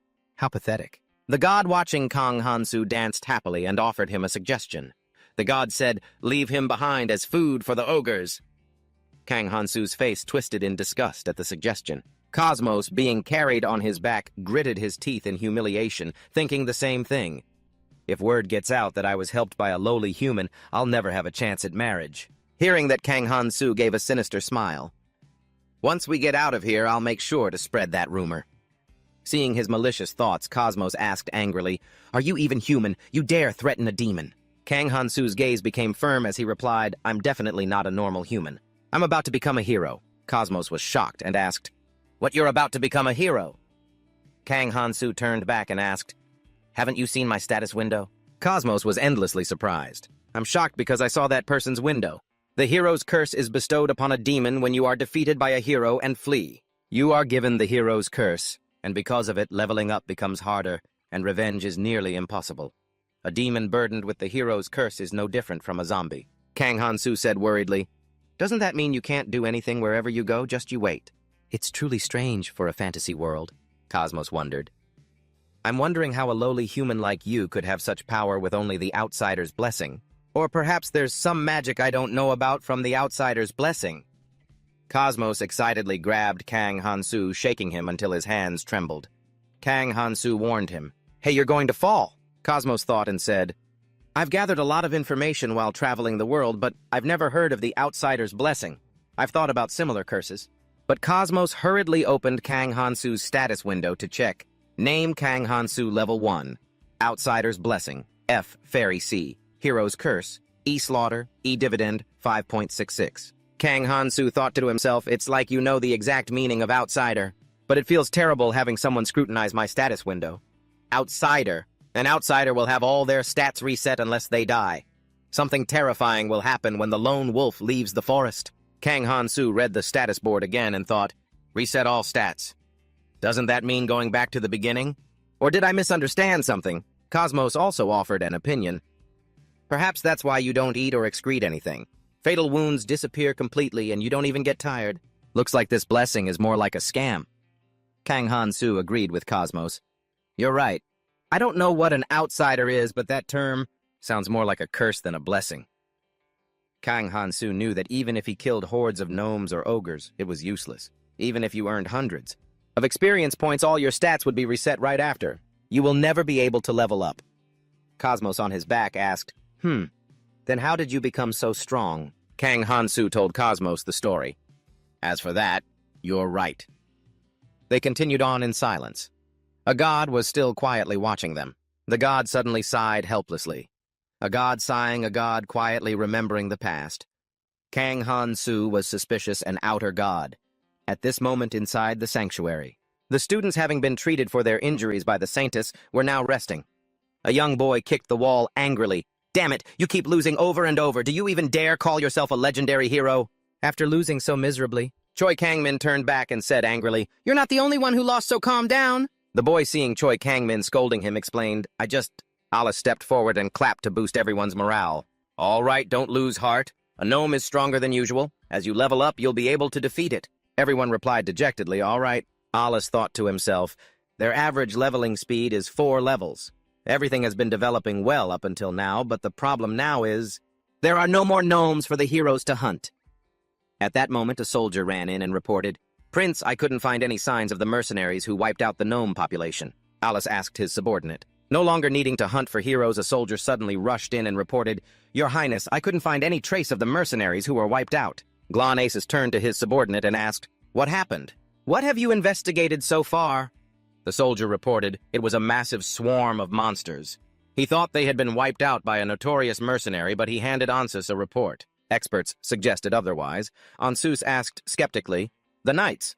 The soldier continued, Yes, they say the sword marks on all the monster corpses are identical. After looking at the report, Ansus exclaimed, That is very strange. He thought to himself, the forest entrance was restricted so the heroes could hunt freely. And yet a mysterious force wiped out the entire swarm in just one day. And the possibility that this was done by a single person. Ansus smiled at his own thought, dismissing it as absurd. He ordered his general prepare to receive orders. The general replied, Yes. He continued, It's still a bit early, but prepare for the heroes' hunting expedition. The soldier asked for instructions. What about the investigation, sir? Ansus replied casually, Leave it to the Information Guild. There have been some changes to the plan, so we can't keep worrying about that forever. The general retreated to make preparations, saying, I understand. Ansus murmured, Well then, I shall accompany the heroes. A loud noise rang out as the door swung open. Ohangu burst in, panting heavily. Ansus was stunned to see him. Oh, hero Ohangu. On his back was Arya. He had carried her all the way from the forest to the city. Moving as fast as he could to get her hand treated, he addressed Ansus, and then shouted, Where is the Saintess? Choi Kangmin was also surprised to see him. He hurried over Ohangu. The students began whispering among themselves, I thought he went out to train on his own. Ignoring the crowd, Ohangu shouted frantically, I heard the Saintess had returned to the temple! Where is she? Ansus, seeing Ohangu's disrespectful attitude, said angrily, Hero Ohangu, please mind your manners. Ohangu said awkwardly, My apologies, Prince Ansus. But because of me, it's the fate of a girl who is in grave danger. Princess Athena saw Arya being carried on his back and gasped in concern. Oh my, is that her? Arya calmly stepped down, looked at Athena, and said softly, Right now, I am simply a mercenary. Furthermore, I intend to retire and return to my manor. Athena asked worriedly, Your manor? Just as she was speaking, Princess Athena? He spotted Arya's severed hand and screamed in shock. Arya shyly hid her injured hand behind her back, saying awkwardly, It's just, things happen this way. Ohangu pleaded urgently, Princess, please help me call. Before he could finish his sentence, the Saintess appeared with a guard saying irritably, What is all this noise, seeing her emerge? Ohangu cheered, Saintess. She asked coldly, Is there a problem? Prince Ansus reported, Hero Ohangu has returned, Your Holiness. Seeing the Saintess, Ohangu rushed forward to beg, but the guards blocked him. I have something I need to ask of you. The guard said coldly, Please stop. Ohangu humbled himself, pleading, Please listen to me. The Saintess glanced at him, looking slightly surprised. This is quite unexpected. You are still at level 1, and you've been cursed too. She opened Ohangu's status window to check. Name Ohangu, level 1 blessing. Hero F, Special F. Mercenary F, Curse Sight F. Success rate 2.55%. Ohangu said, But I have found an excellent companion. The Saintess glanced at Arya and opened her status window to examine it. Name, Arya, level 12. Blessing Nobility. B. Charisma. E. Warrior. D. Mercenary. C. Curse Student. E. The saintess thought a B-rank nobility blessing if she weren't a marchioness. She must at least be the daughter of a duke. The saintess rested her chin on her hand, thinking, I don't think that's enough to be called excellent. Ohangu tried to find reasons to persuade her. Saintess, please treat Arya. She protected me with her life. She must be at a high level. Ohangu thought, just as I suspected, she comes from a noble family. Ohangu was secretly happy, thinking that Arya's noble status would make the saintess reconsider and provide treatment. But he didn't expect the saintess to be cold. She refused flatly. Hero Ohangu, please consult the guildmaster. She pointed toward the guildmaster. They walked over and she said to him, don't you see that both the priests and the knights, who always sacrifice themselves for the people, are at least level 30 or higher? How excellent is she that she can be compared to them? Hearing that blunt rejection, Ohangu felt crushed. Trembling, he reluctantly tried to come up with another reasonable excuse. She is a warm-hearted noble. She is, the saintess said firmly. That answer is still not enough. I will ask again what makes her excellent. Ohangu gritted his teeth and said with difficulty, Ohangu gathered his courage and shouted, it's her potential! The saintess replied, I see. I'm sure she will become a graceful lady within the next few years. Ohangu explained, no, I meant her talent. The saintess didn't agree. Talent, huh? If you're talking about talent, the friends around you are all full of talent. While you were wandering out there for 5 days at level 1, your friends have already reached level 6. Their talent even exceeded our expectations. Ohangu turned around, surprised, looking at his classmates, and stammered, unable to speak. Suddenly he panicked. Because his classmates looked like a bunch of demons. They laughed wickedly and mocked him cruelly. You're only good at bragging out there. And you're still stuck at level 1, aren't you? The saintess was losing patience with him. She asked, do you have anything else to say? Ohangu punched the ground in frustration, thinking, how humiliating. But Ohangu had no other choice. He decided to use his special ability, adding it to his words along with his hero's blessing. Arya is a precious companion of mine. Please heal her hand. This is my plea. The saintess said powerfully, I refuse. His special ability was instantly crushed by the saintess. It had absolutely no effect on her. Ohangu, seeing his power fail completely, froze in place, shocked, stunned, and floored. The saintess warned Ohangu, before you make a plea, prove that you are worthy first. Why do I have to pay off a debt that you created yourself? Hero Ohangu, feeling helpless, sank to his knees. He couldn't say a word, just stammering in place. Seeing him kneeling and begging, the saintess gently sat down at his level and softly explained, Hero, it seems you are underestimating.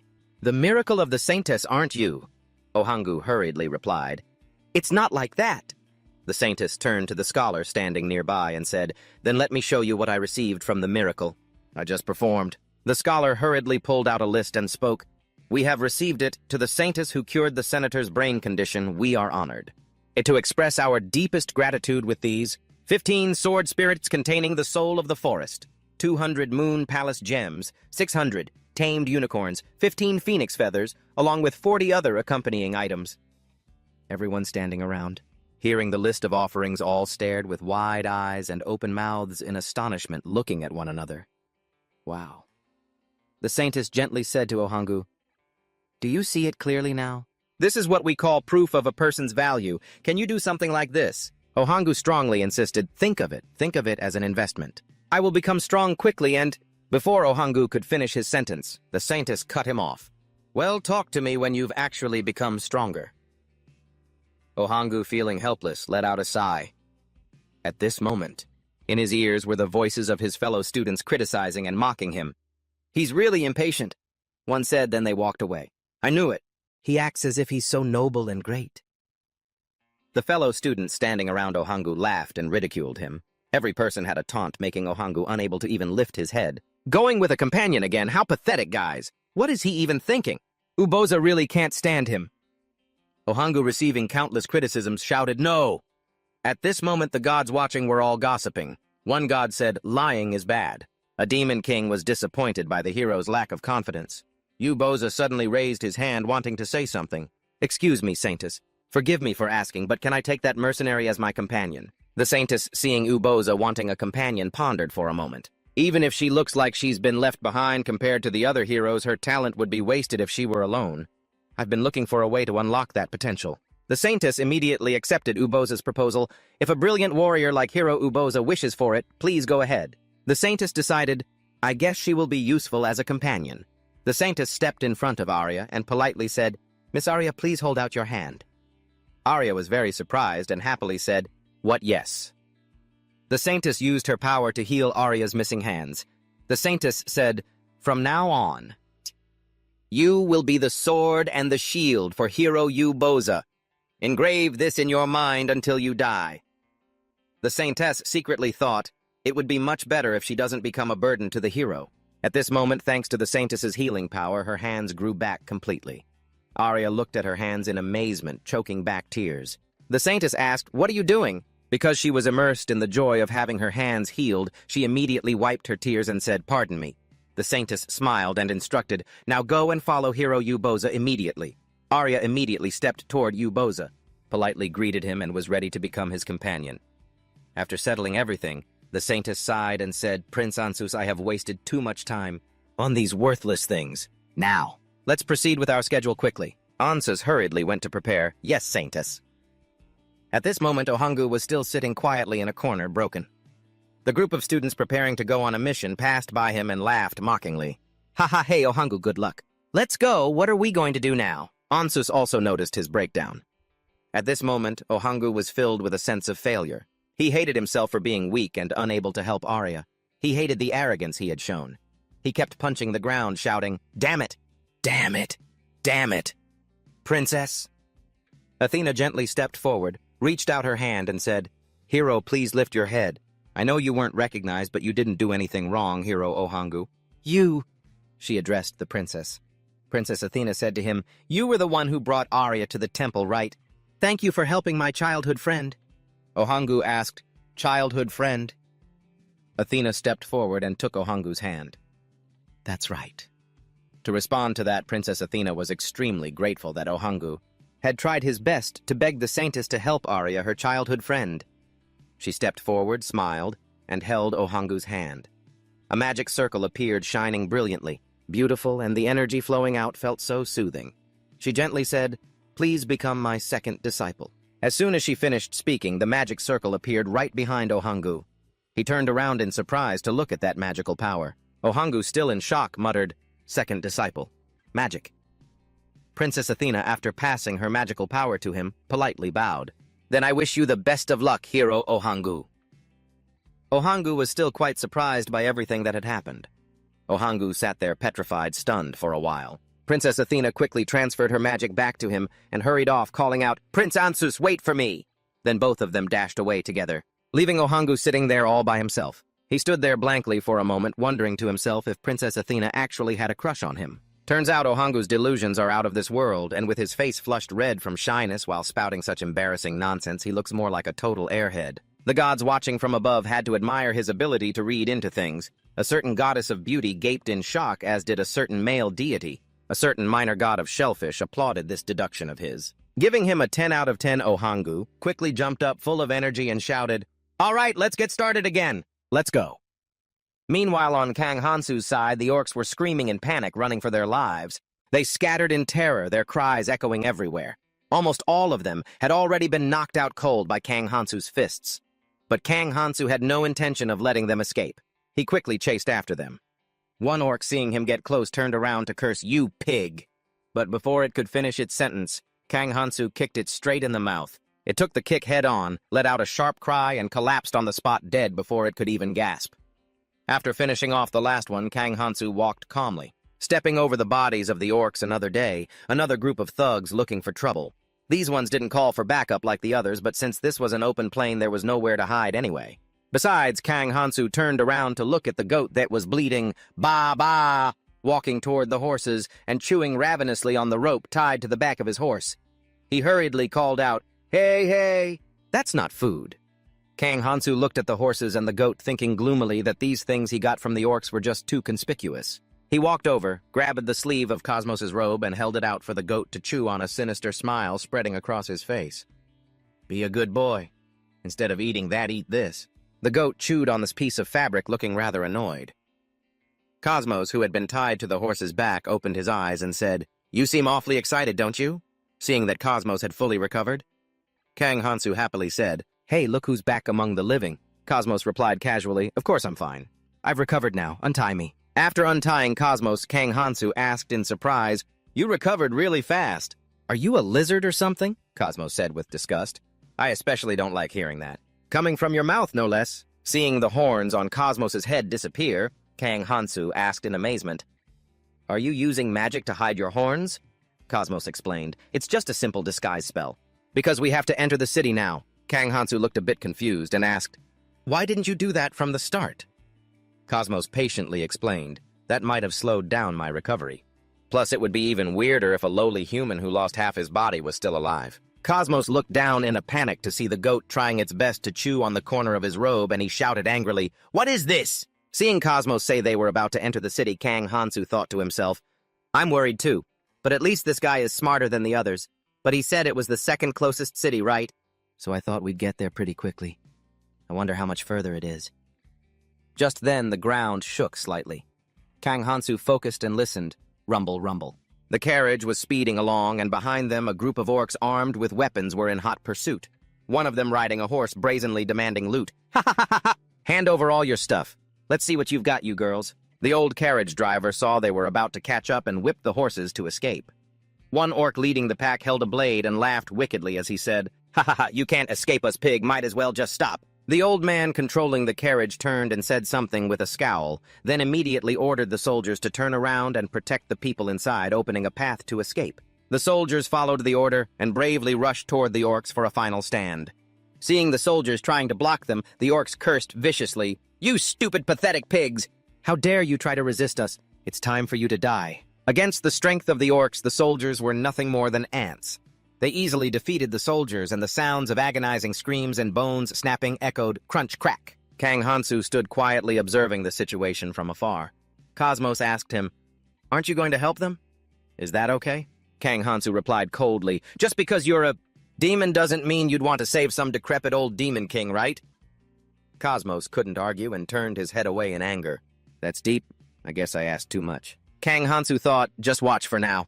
Besides, I can at least take revenge for them later." Cosmos sighed and said, "You heartless brat." Kang Hansu thought to himself, "Maybe I am a bit heartless, but it can't be helped. I still can't believe the state of humanity in this world." After making quick work of the soldiers blocking their path, those orcs hopped on their horses and gave chase to the carriage. By now, the horses pulling the carriage were exhausted and couldn't pick up the pace, so the group decided to stop and face the orcs head-on. The orc leader strolled up, laughing, "Ha ha ha, already tired out, are we?" The remaining soldiers trembled, swords drawn to protect those in the carriage, shouting something at them. Perhaps they were intent on a suicide mission against the monsters.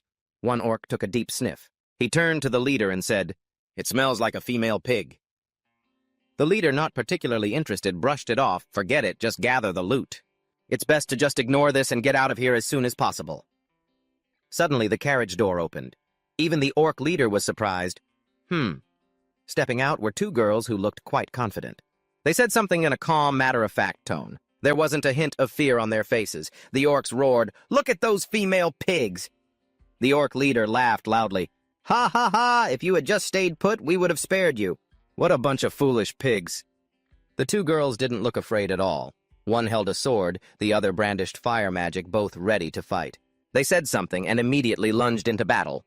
The girl in the pink dress summoned a massive fireball and blasted it straight at the orcs, and she didn't just stop at one. She kept casting, raining down countless fireballs on them, while the strong, long-haired girl leaped high into the air with an ice blade, slamming it straight into an orc's head. The orcs were stunned by the girl's fire and ice power, leaving them unable to react. The collision of fire and ice created a massive concussive explosion. It blew the orcs to smithereens. The surrounding soldiers cheered, overwhelmed with joy, feeling as if they had returned from the dead. Kang Hansu watched the situation unfold. He praised her. "She's pretty strong, huh? Is that magic?" Cosmos didn't seem pleased. He crossed his arms with a frustrated look and muttered, "That's nothing." Kang Hansu let his arms drop and said, "I don't like this." Gomput, confused, turned to him and asked, "Aren't you happy that innocent people survived?" Kang Hansu replied, "Of course that's not it." He scratched his head sheepishly. "I just think it's a real shame I didn't get the chance to avenge them." Gomput's expression darkened. "What's the difference?" After watching the two girls wipe out the orcs so quickly, Kang Hansu thought to himself, "These girls must be the elite of this world." I bet building connections with powerful people like them would make life in this fantasy world full of savages a lot easier. Kang Hansu came up with an idea. He took a deep breath, let out a long howl, and then shouted with all his might, "There's a beautiful female pig right here!" Thanks to the hero's curse, the commoners there couldn't understand what he was screaming. Cosmos was startled by his sudden loud howling and asked, "What the hell are you doing?" Kang Hansu knew that, but these green orcs could understand perfectly well. Kang Hansu wore a devious, wicked smirk, thinking, "These farmed pigs? I'm going to do them all at once. Causing chaos seems pretty fun." On the girl's side, the one in the pink dress was generating flames, and the long-haired one was swinging her sword to finish off the remaining orcs when they suddenly felt the ground trembling. Something was charging toward them at high speed. Clouds of dust billowed white and thick. A massive horde of orcs riding bulls charged in. They were pushing and shoving each other, shouting loudly, "Ha ha ha! The female pigs are mine!" Don't kid yourself, they're mine.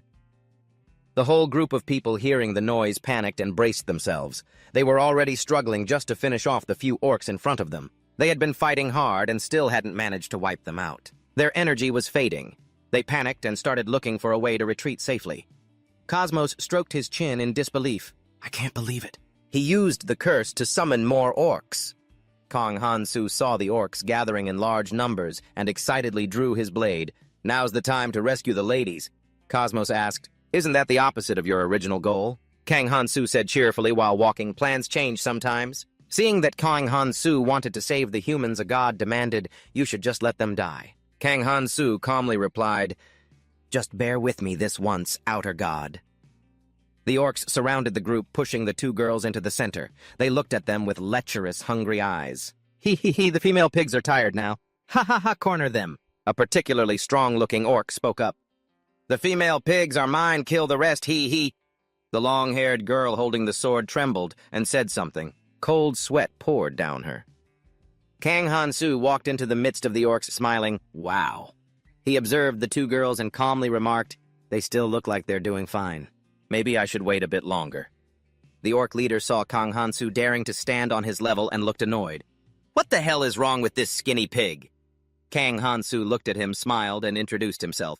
"I'm just an apostle of the outer god passing through." The orc swung his sword high. I guessed as much. Seizing the chance to strike at Kang Hansu, he yelled, "I'll kill you first!" Kang Hansu, who had been sitting back and enjoying the show, saw the sword coming down and quickly leaped away. With a look of genuine surprise, Kang Hansu dodged their attacks with ease. "Ha! Why do you idiots love to run your mouths so much?" he taunted, dodging their wild slashes while they shrieked, "Die, you pig!" Seeing them go berserk and swing their swords chaotically, Kang Hansu got an idea. "Oh ho," he muttered, then jammed two fingers into an orc's nostrils. "Mind if I borrow these for a second?" The orc, completely confused by what was happening, just stood there staring blankly. Kang Hansu gripped its nose tight and swung the orc around. The orc went flying, crashing into its nearby comrades and knocking them over like bowling pins. Their shrill screams sounded like pigs being slaughtered. The two girls watched in terror as they backed away. Kang Hansu, realizing one move could take out all the enemies around him, felt a rush of excitement. But he also felt a bit disgusted. "Hey, this move is pretty fun, but it's a bit gross." He stared critically at his fingers, which were now covered in disgusting, reeking slime. The orcs, furious after that single strike, swarmed him, giving him no chance to breathe. They rained down a flurry of sword strikes, forcing him to scramble to dodge. "Whoa, hold on!" They just kept swinging more viciously, yelling, "Die, skinny pig!" But once Kang Hansu slipped out of their deadly strikes, he smirked confidently. "I can read your attacks as easily as opening a book." Heh. Cosmos, watching the battle from behind, suddenly shouted, "Watch out!" Kang Hansu turned his head to check. Huh! Just then an orc lunged at him with terrifying speed, faster than the eye could follow. "Die!" It roared, bringing its sword down straight toward him. Everything happened in the blink of an eye. Cosmos, watching from a distance, screamed in panic, "You idiot! Why are you so careless? That's a blood orc!" Before he could finish the sentence, Kang Hansu punched the orc straight through its chest. Blood splattered everywhere as the orc collapsed instantly dead before it could even gasp. He turned back to Cosmos. "Honestly, even I was a bit startled when it suddenly lunged from behind." The two girls, having witnessed Kang Hansu's raw power, stared with wide eyes. Their jaws dropped, unable to close. He pulled his hand out of the orc and asked, "But what did you want me to be careful of?" Seeing Kang Hansu's innocent devil-may-care expression, Cosmos grew frustrated. He cursed under his breath, "You little brat." He dropped his shoulders and muttered, "Never mind, forget it." Kang Han-soo, seeing the orc's previous behavior, thought to himself, "Wait, why did that goblin go berserk all of a sudden? Is that some kind of skill similar to theirs? Dang it, maybe I shouldn't have killed it so fast. I could have observed that skill better." The surrounding soldiers looked almost moved to tears, chatting excitedly. Kang Han-soo only caught fragments of their words. Something saved us. Catching the keywords, he smirked arrogantly. Heh, not bad. It's nothing special, but I'm starting to pick up a few words. Looks like all those lessons from that idiot weren't a waste.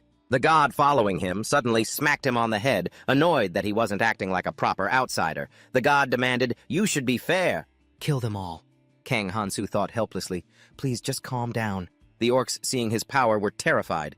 "That skinny pig is freaking strong." One orc, still clueless, shouted, "It's fine." He must be exhausted after fighting all this time. Just as it screamed and charged, an object flew through the air and slammed into its head with a loud thud. The orc clutched its head in agony, teeth gritting. "Ugh! What the?" Looking closer, it realized it was a severed goblin arm. It panicked. "That's a goblin's arm." Kang Han-soo walked toward them with a cheerful grin. "Okay, all right, little ones. Which one of you wants to turn red? Raise your hand." The orcs began to panic. "You skinny pig! How can you even talk to us?" Kang Han-soo smiled, but his expression was menacing. It felt like a demon had risen from the depths of hell. "Looks like the rest of you can't do that. Then goodbye." From the moment the sky was bright until the sun set, the last of the orcs finally fell. Cosmos stepped forward. "Everything all right?" Kang Han-soo looked at the pile of orc corpses stacked like a mountain. "What exactly is all right?" After processing Cosmos's question, he replied, "I'm still feeling great, that's for sure." Cosmos pointed coldly toward the group of people from earlier. "Not you, look over there!" Kang Han-soo looked at their expressions. The group wasn't looking as cheerful as they were this morning. Instead, they were looking at him with terror and extreme caution. Kang Han-soo scratched his chin sheepishly and said to Cosmos, "It seems I might have shown off my power a little too much. You should do something about it." Cosmos, seeing Kang Han-soo push the task onto him, yelled in anger, "What?" But he still stepped forward, muttering under his breath, "Damn it!" Cosmos stood before the group and introduced them politely. "I am the mage Cosmos, and this is the swordsman Kang Han-soo. You can probably guess from his name that my friend doesn't speak your language." The soldiers, seeing Kang Han-soo smiling at them in a friendly manner, lowered their guard. Cosmos looked at Kang Han-soo's face and thought, "This guy is a total pro. He's not even blushing or sweating." Suddenly, the girl in the dress pointed at Kang Han-soo and said something fearfully. Cosmos smiled happily and explained, "As the young lady correctly pointed out, he does indeed have the hero's curse. If you look closely, he also possesses the C-rank elf's blessing. Because you are destined to be friends with the elves, your lifespan and youth will be extended, and you will receive all the favored effects and commentary from the elven race. It's amplified many times over. It's an incredible symbol of trust, considering that even someone who marries into the elf tribe only gets an E rank at best." Kang Han-soo covered his mouth and muttered, "Looks like this elf blessing is actually pretty useful to me. I never realized that before." But as Kang Han-soo turned away, he suddenly got angry, remembering something. "Wait a minute.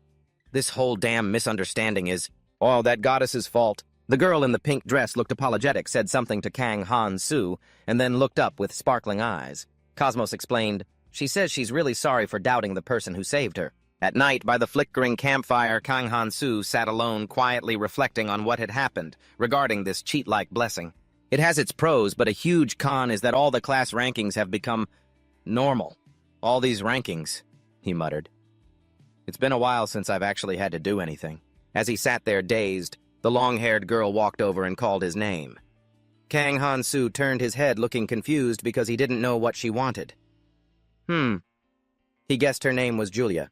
She was a noble lady studying at the prestigious fantasy academy. Kang Han-soo felt a bit awkward. "This is going to be tough. My damn translator is asleep." Seeing the girl sitting far away from him, Kang Han-soo thought, "Why did she say my name and then sit so far away? Is she trying to chase me off?" Suddenly, the girl called his name Kang Han-soo and said something else that made him jump. He asked back. Why was the temple so noisy early in the morning? Contrary to its usual dignified and pious atmosphere, Ohangu stood in front of the temple gate shouting, "Why won't you let me in?" The soldier guarding the entrance said coldly, "You cannot enter." Ohangu angrily retorted, "I'm a hero too." Suddenly a sarcastic voice rang out, "You mean a failed hero?" Ohangu was quite surprised. "What?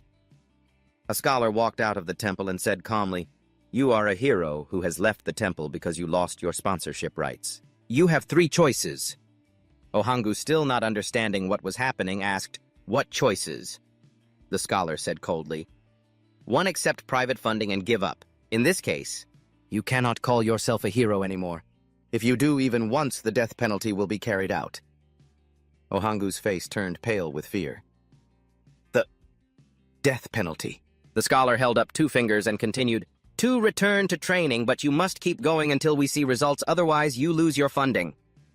Ohangu thought to himself, "No way. If I choose that, I'll just get mocked by everyone else." He imagined his classmates gathering around to laugh at him, and he just wanted to collapse. Worried, Ohangu asked, "What about the 3rd choice?" The scholar said, 3. Depend entirely on the temple. We will arrange for you to marry a noble until you retire, but you will not be allowed to step outside the temple until you die. Ohangu imagined himself having to marry a noble and being stuck in the temple until death. He quickly made his choice. I'll pick number 1, he thought. No matter what, I can't let myself live in a prison like that. The scholar handed him a scroll and said coldly, "All right, sign here." Ohangu was surprised. The man said dismissively, "It's just a contract." Ohangu picked up the scroll to look at it and asked, "Why do we need a contract?" The scholar looked rather impatient. "Because we can't have a hero who has left the temple. It's ruining the reputation of other heroes. Think of it as a kind of insurance." The old man signaled his subordinate to bring a box and opened it directly. Inside were treasures, gold coins, some gemstones, the private funds he had mentioned earlier, and a new ID card to replace his hero card. Ohangu saw a chest of sparkling gold coins, and was suddenly happy yet a bit surprised. "What? This is completely different from the novels," the scholar said to Ohangu. "Excuse me."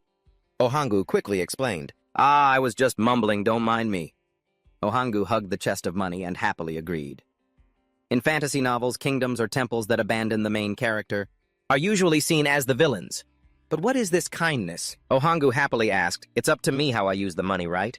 The scholar confirmed, "Yes, that's right." Ohangu said, "Thank you." He happily walked out of the temple thinking, meeting a noblewoman is quite attractive, but marriage, and it's like the end of my harem life. The path I'm headed toward is completely different. It's the path of a commander.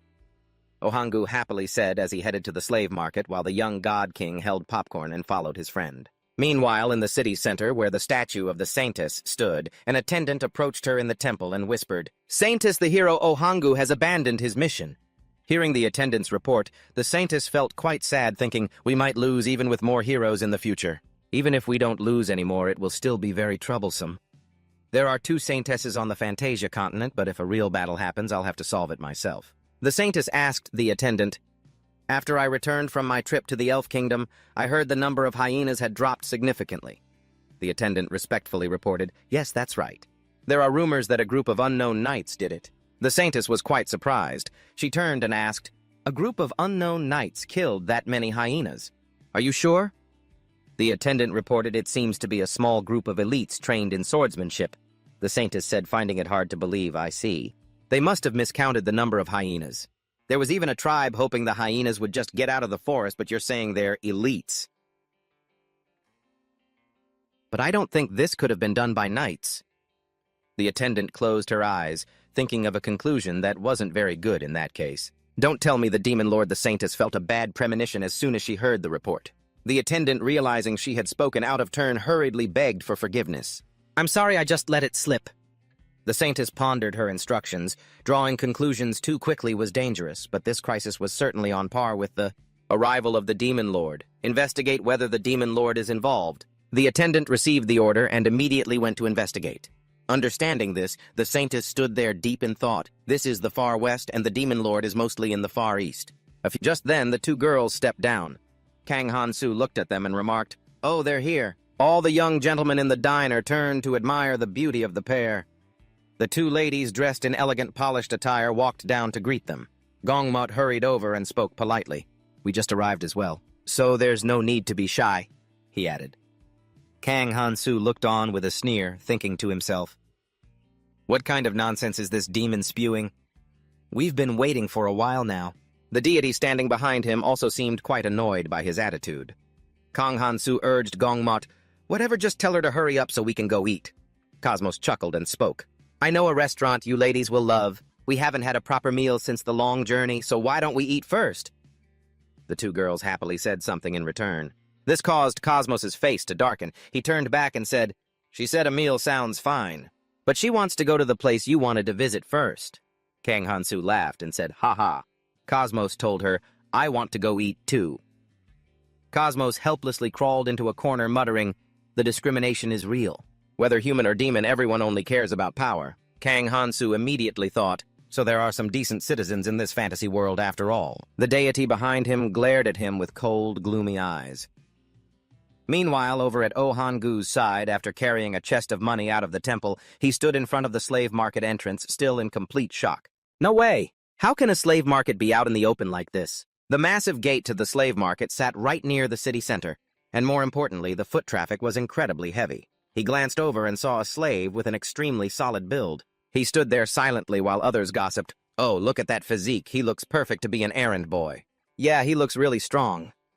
The slave stood still with a sorrowful expression, causing the buyer to snap, Hey, say something. Down the street, a large man was shouting, Walk properly, you useless slave! You're going back inside to be re-educated? Oh, Han-gu watched them for a moment, decided not to care anymore, and said to himself, Let's go, it's time for that. Some god had opened a betting pool. A reckless betting deity had accepted a wager from another god. Oh Han-gu walked into the detention camp, walking for quite a while without finding anything to his liking. To his surprise, there were no good slaves at all. As he was wandering around searching, a voice rang out, Huh, is that you, Han-gu? Oh Han-gu realized it was a classmate. He asked, You are? The guy was quite friendly, asking, Did you come here to buy slaves too? Oh Han-gu asked suspiciously, thinking, How did this guy end up here? He replied vaguely, something like that. Who is this big guy? The classmate immediately said, Looks like we have the same idea. You aren't happy about the training and left after getting paid right. Oh Han-gu immediately became guarded and said, That's a secret. He thought to himself, Training. Does this guy not know? I left on the first day. The classmate hurriedly laughed. Ha ha, calm down. We should get closer since we're in the same boat. I'll even share some useful information with you. Oh Han-gu asked back, Useful information? The classmate gestured with his chin toward the manager over there. He's the manager. If he finds out you're a hero, he'll introduce you to the best slaves that aren't on display here. Oh Han-gu jumped and shouted, What? Are you crazy if you identify yourself as a hero? The classmate calmly replied, Hey, you can't stop someone from peeking at your status window, can you? So technically you aren't violating that agreement. Oh Han-gu said, You're right, while thinking, Wait, people can peek at other people's status windows? To think the contract had such a massive loophole. The classmate happily asked, Anyway, have you decided which slave to buy yet? Oh Han-gu said guardedly, I'm not telling you. He thought, Why is this guy acting so friendly when we never even spoke back on Earth? Oh Han-gu hurriedly avoided him and turned away. If you want to show off your slaves later, then come to the inn at the East Gate. Oh Han-gu said sure. Seeing Oh Han-gu leave, the guy watched him with a sinister expression, muttering, That guy is surprisingly careful, even though I played my part quite well. The shop manager, with a bored look on his face, was sitting with his chin in his hand smoking. When he heard someone say, Excuse me, he replied with a tired tone, Yeah. I'm busy, so maybe next time. The customer stepped forward, slammed the table, and shouted, I'm here to buy a slave! The manager was startled, his eyes widening as he looked at him. A screen appeared displaying the customer's information, name Oh Han-gu, Level 1, Blessing Hero, Special Trait F, Special Skill Insight, Dividend 3.01. The manager's eyes went round as he gasped, A hero. Then, the manager broke into a bright smile and warmly welcomed his honored guest. Welcome, legendary hero! Then he happily began his sales pitch. So what kind of slave would you like? Would you like a warrior who can fight alongside you? The manager was inwardly overjoyed. That hero kid from before had plenty of money, too. Today is definitely my lucky day. Oh Han-gu slammed his hand on the table once more and shouted, A powerful female warrior! The store manager stammered, A powerful female warrior. Oh Han-gu asked hesitantly, Do you not have any in stock? The manager quickly turned around and shouted to correct him, No. In fact, we do have a female warrior who meets your requirements. He stood in front of a strange door. He smiled and said to Oh Han-gu, Follow me. Oh Han-gu exclaimed in awe, Whoa! The manager continued, We don't show this item to just anyone, but you are an exception hero. A blinding light shone from the gap in the door, making Ohangu close his eyes. The sight before him left him incredibly surprised. He thought to himself, is this the outside? Is this where they dress up slaves for display? Standing in front of a slave with bulging muscles, the manager turned and asked, "Now then, hero, what do you think of this slave?" Ohangu replied excitedly, "Let me see." Then he looked her over from her muscles to her eyes.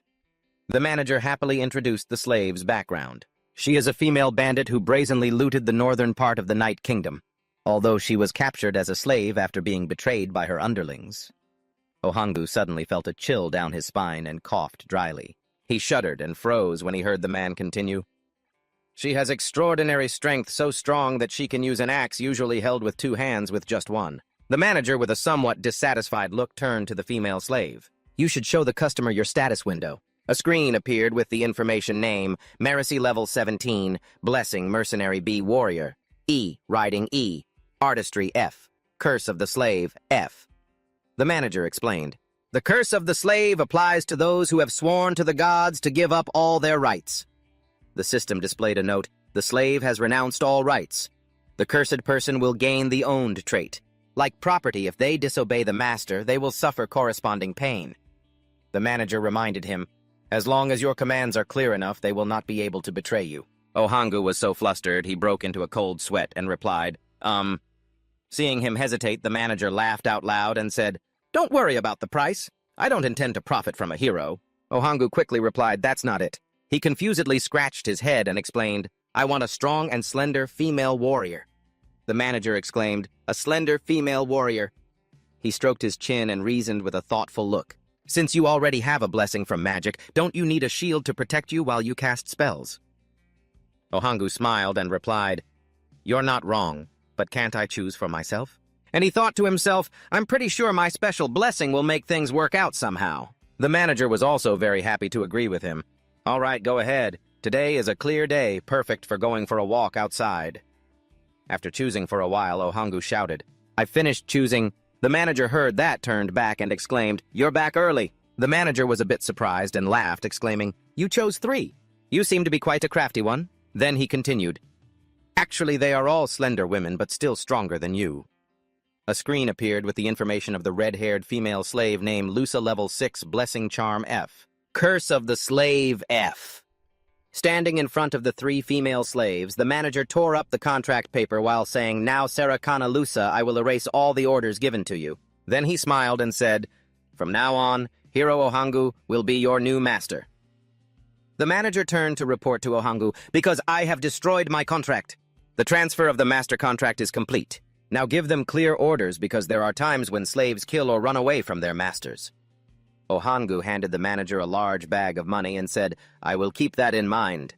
He thought to himself, "They will never betray me because I will love them after this." He turned back and called the 3 girls with an excited tone, "Sarakana Lusa, follow me. First of all, let's buy some weapons." They agreed one by one with slightly surprised and confused looks. "Yes, master, as you wish." Ohangu saw that and covered his mouth to laugh. "Hey, hey, hey!" The system sent continuous notifications. An improper betting god continued to laugh slyly. A malicious god was looking for popcorn. On this side, Kang Hansu was miserable. He was drenched in sweat and muttered, "Damn it." He thought to himself that eating, drinking, and going to the mercenary guild were all fine. Looking at the incomprehensible symbols on the paper, Kang Hansu wept silently. "To think I'm stuck with something like this." He gritted his teeth and muttered, "Should I really learn to write?" And thought to himself, "I need a signature to register for the mercenary guild. I didn't foresee that." He suddenly frowned and glanced forward. Before him was a beautiful girl looking at him and smiling brightly. Kang Hansu screamed, "Damn it, and I can't even ask to sign for me." Cosmos approached and said with a sarcastic tone, "No need to be ashamed. Many mercenaries can't write their own names, you know." Kang Hansu shouted angrily, "Shut up!" Cosmos pushed a piece of paper toward Kang Hansu with 3 symbols spelling his name and said, "Here, copy this." Kang Hansu leaned over and whispered, "You say that like it is easy." Maybe because of the curse, even copying is difficult. 10 minutes later, Kang Hansu held the paper high and happily shouted, "Let's go, I did it!" On the paper was his name, though it wasn't beautiful, he had done it. Cosmos suddenly covered her mouth. A sly smile appeared on her face, and she thought to herself, "Dummy." She lowered her head and laughed until she was shaking, making him uncomfortable as he turned to ask, "What?" The blonde girl took the paper and said, I will complete your registration procedure. The screen in front of him suddenly lit up, making him a bit startled. The screen showed the information, name Kang Han-soo. Granted an exotic blessing called Mercenary's Curse Hero Rank D Level 5.66. He shouted, "That's a mercenary's blessing and it's D rank to boot." Cosmos glanced over, grinning as he said, "Getting a long-term mercenary rank on your very first evaluation, you should thank those two ladies over there." Looking at the two beautiful women in front of him, having already verified his skills against their own mercenary ranks, Kang Han-soo replied with a nonchalant tone. "Well, tell them I said thanks." Cosmos barked back in a rage. "You jerk, at least say it yourself." He replied with an indifferent face, "I would if I could." Cosmos gestured dismissively and said, "Fine, then I guess I should buy you a children's picture book." Kang Han-soo retorted angrily, "Hey, you jerk, stop treating me like a kid." Lisa walked over, handed Kang Han-soo a piece of paper and said something in a local dialect that he didn't understand, causing him to blurt out, "Huh, what's this?" Cosmos hurriedly explained, "You should read it.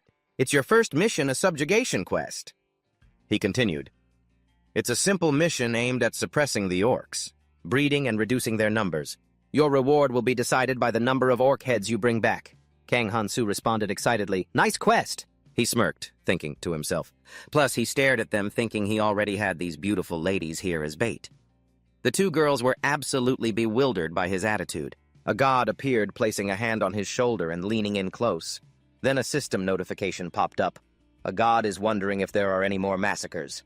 Without hesitation, he answered immediately, "Of course not." Kang Han-soo suddenly smiled and spoke. This time, the system reported a god was curious. He thought blissfully, "It's going to be total annihilation under the clear blue sky." Someone shouted, calling for Julia, and she replied. This was the sight of a sword rushing in at the speed of light. Julia shouted as she attacked, showing intense determination as the beast was sent flying. It gritted its teeth in rage, growling as it lunged forward, grabbing Julia's face and ruthlessly slamming her into the ground. Julia, shaking in pain, looked up as a familiar sound echoed. Julia lowered her head. The beast turned in surprise, suddenly attacked, and fell backward. Seeing her pained expression, Lisa ran over worriedly and asked, "Are you okay?" Julia, her face covered in grime, smiled and replied, "Yeah, you saved me." Lisa reminded her with a serious expression, "Don't push yourself so hard. Do you even know how many more are ahead?" Julia calmly reassured her friend, "It's fine. I can handle that many." The beast had awakened. It stood up, clutching its head and cursing, "You stupid pigs!" Lisa gasped in worry. "Damn, was my magic not strong enough?" The beast went berserk, shouting, "I'll kill you!" Another beast behind it was backing away. The two beasts collided with a violent, painful impact. Spitting blood, seeing the two beasts lying on top of each other, Julia trembled, saying, Is it not dead yet?"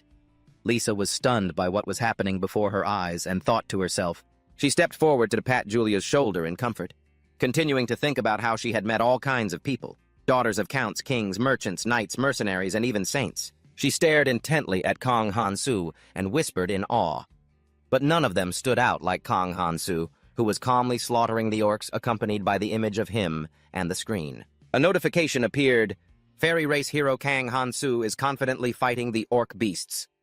The beast clutched its neck in pain as blood sprayed out. Lisa thought to herself, even though he carries the hero's curse that makes everyone around him wonder if he's a demon. He also received the fairy race's blessing, one of the most convincing proofs that he is not a demon. The orc beast saw him and backed away in fear. Kang Han-soo only needed a few strikes to take them down.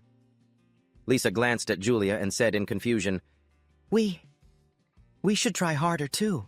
She thought he really is a very strange person. On this side, Kang Han-soo seemed very excited about the battle with the orc beasts. He jumped onto them as they were fleeing in terror. Seeing this, Lisa clenched her trembling hands and blurted out, "Please, enough." Lisa, drenched in sweat, squeezed her eyes shut and shouted with all her might, "Please, can we take a break for a moment?" Kang Han-soo heard her and turned around in surprise. Cosmos walked over and spoke in a helpless tone. "Let me talk to that blockhead, our friend, that we should rest for a while." Lisa replied, "Please do," and thanked him. Then she gently sat down and let out a sigh. She thought to herself, what is wrong with his stamina? Lisa stared at Kang Han-soo and marveled. He really wasn't exaggerating about wiping out all the orcs in this area. And he didn't even break a sweat. Just then, a loud voice called out for Lisa, making her jump. Julia walked up and asked, "Are you tired?" She was a bit surprised that he asked to rest first. Lisa was startled, whispering, "You scared me, Julia." Then she turned and explained, I said it for your sake. Watching your legs shaking like that looked hilarious. Julia, drenched in sweat, shouted, That's not fair. That's just because you're wearing a skirt. Lisa felt very satisfied hearing that. Julia suddenly spoke up with a look of surprise. But this guy Hansu is actually amazing. Lisa agreed, replying, That's true, even though it's thanks to his blessing. Before she could finish her sentence, Julia said, I mean his ability. Lisa gasped, Ability? Julia suddenly felt a chill and exclaimed, Lisa? Maybe because you're a mage you can't see it. His swordsmanship is just insane. How do I explain it? It's hard to put into words. Julia explained, He uses a dangerous and unstable sword technique. Even a tiny mistake could destroy his own body, yet he uses that fighting style every single day. Lisa's eyes went wide as she asked, What is that even possible? Julia hesitated, answering that she wasn't sure, adding that she had also been called a genius when she was little. Then she suddenly shouted, He'll definitely be able to explain it. Finally we get a break, they exclaimed in surprise, saying, Huh? What's that, when they saw him pull out a children's picture book for learning common vocabulary. Kang Hansu struggled to read the words human, being, gui, chaoi. Seeing this, they marveled. He's actually studying? They cried out, Save me, I'm sorry, please spare me. You must be tired of living, huh? I was wrong, that hurts like hell, please take it easy on me, stop. Julia smirked and said, It's strange he only pronounces a few specific words correctly. Lisa laughed and replied, You're right.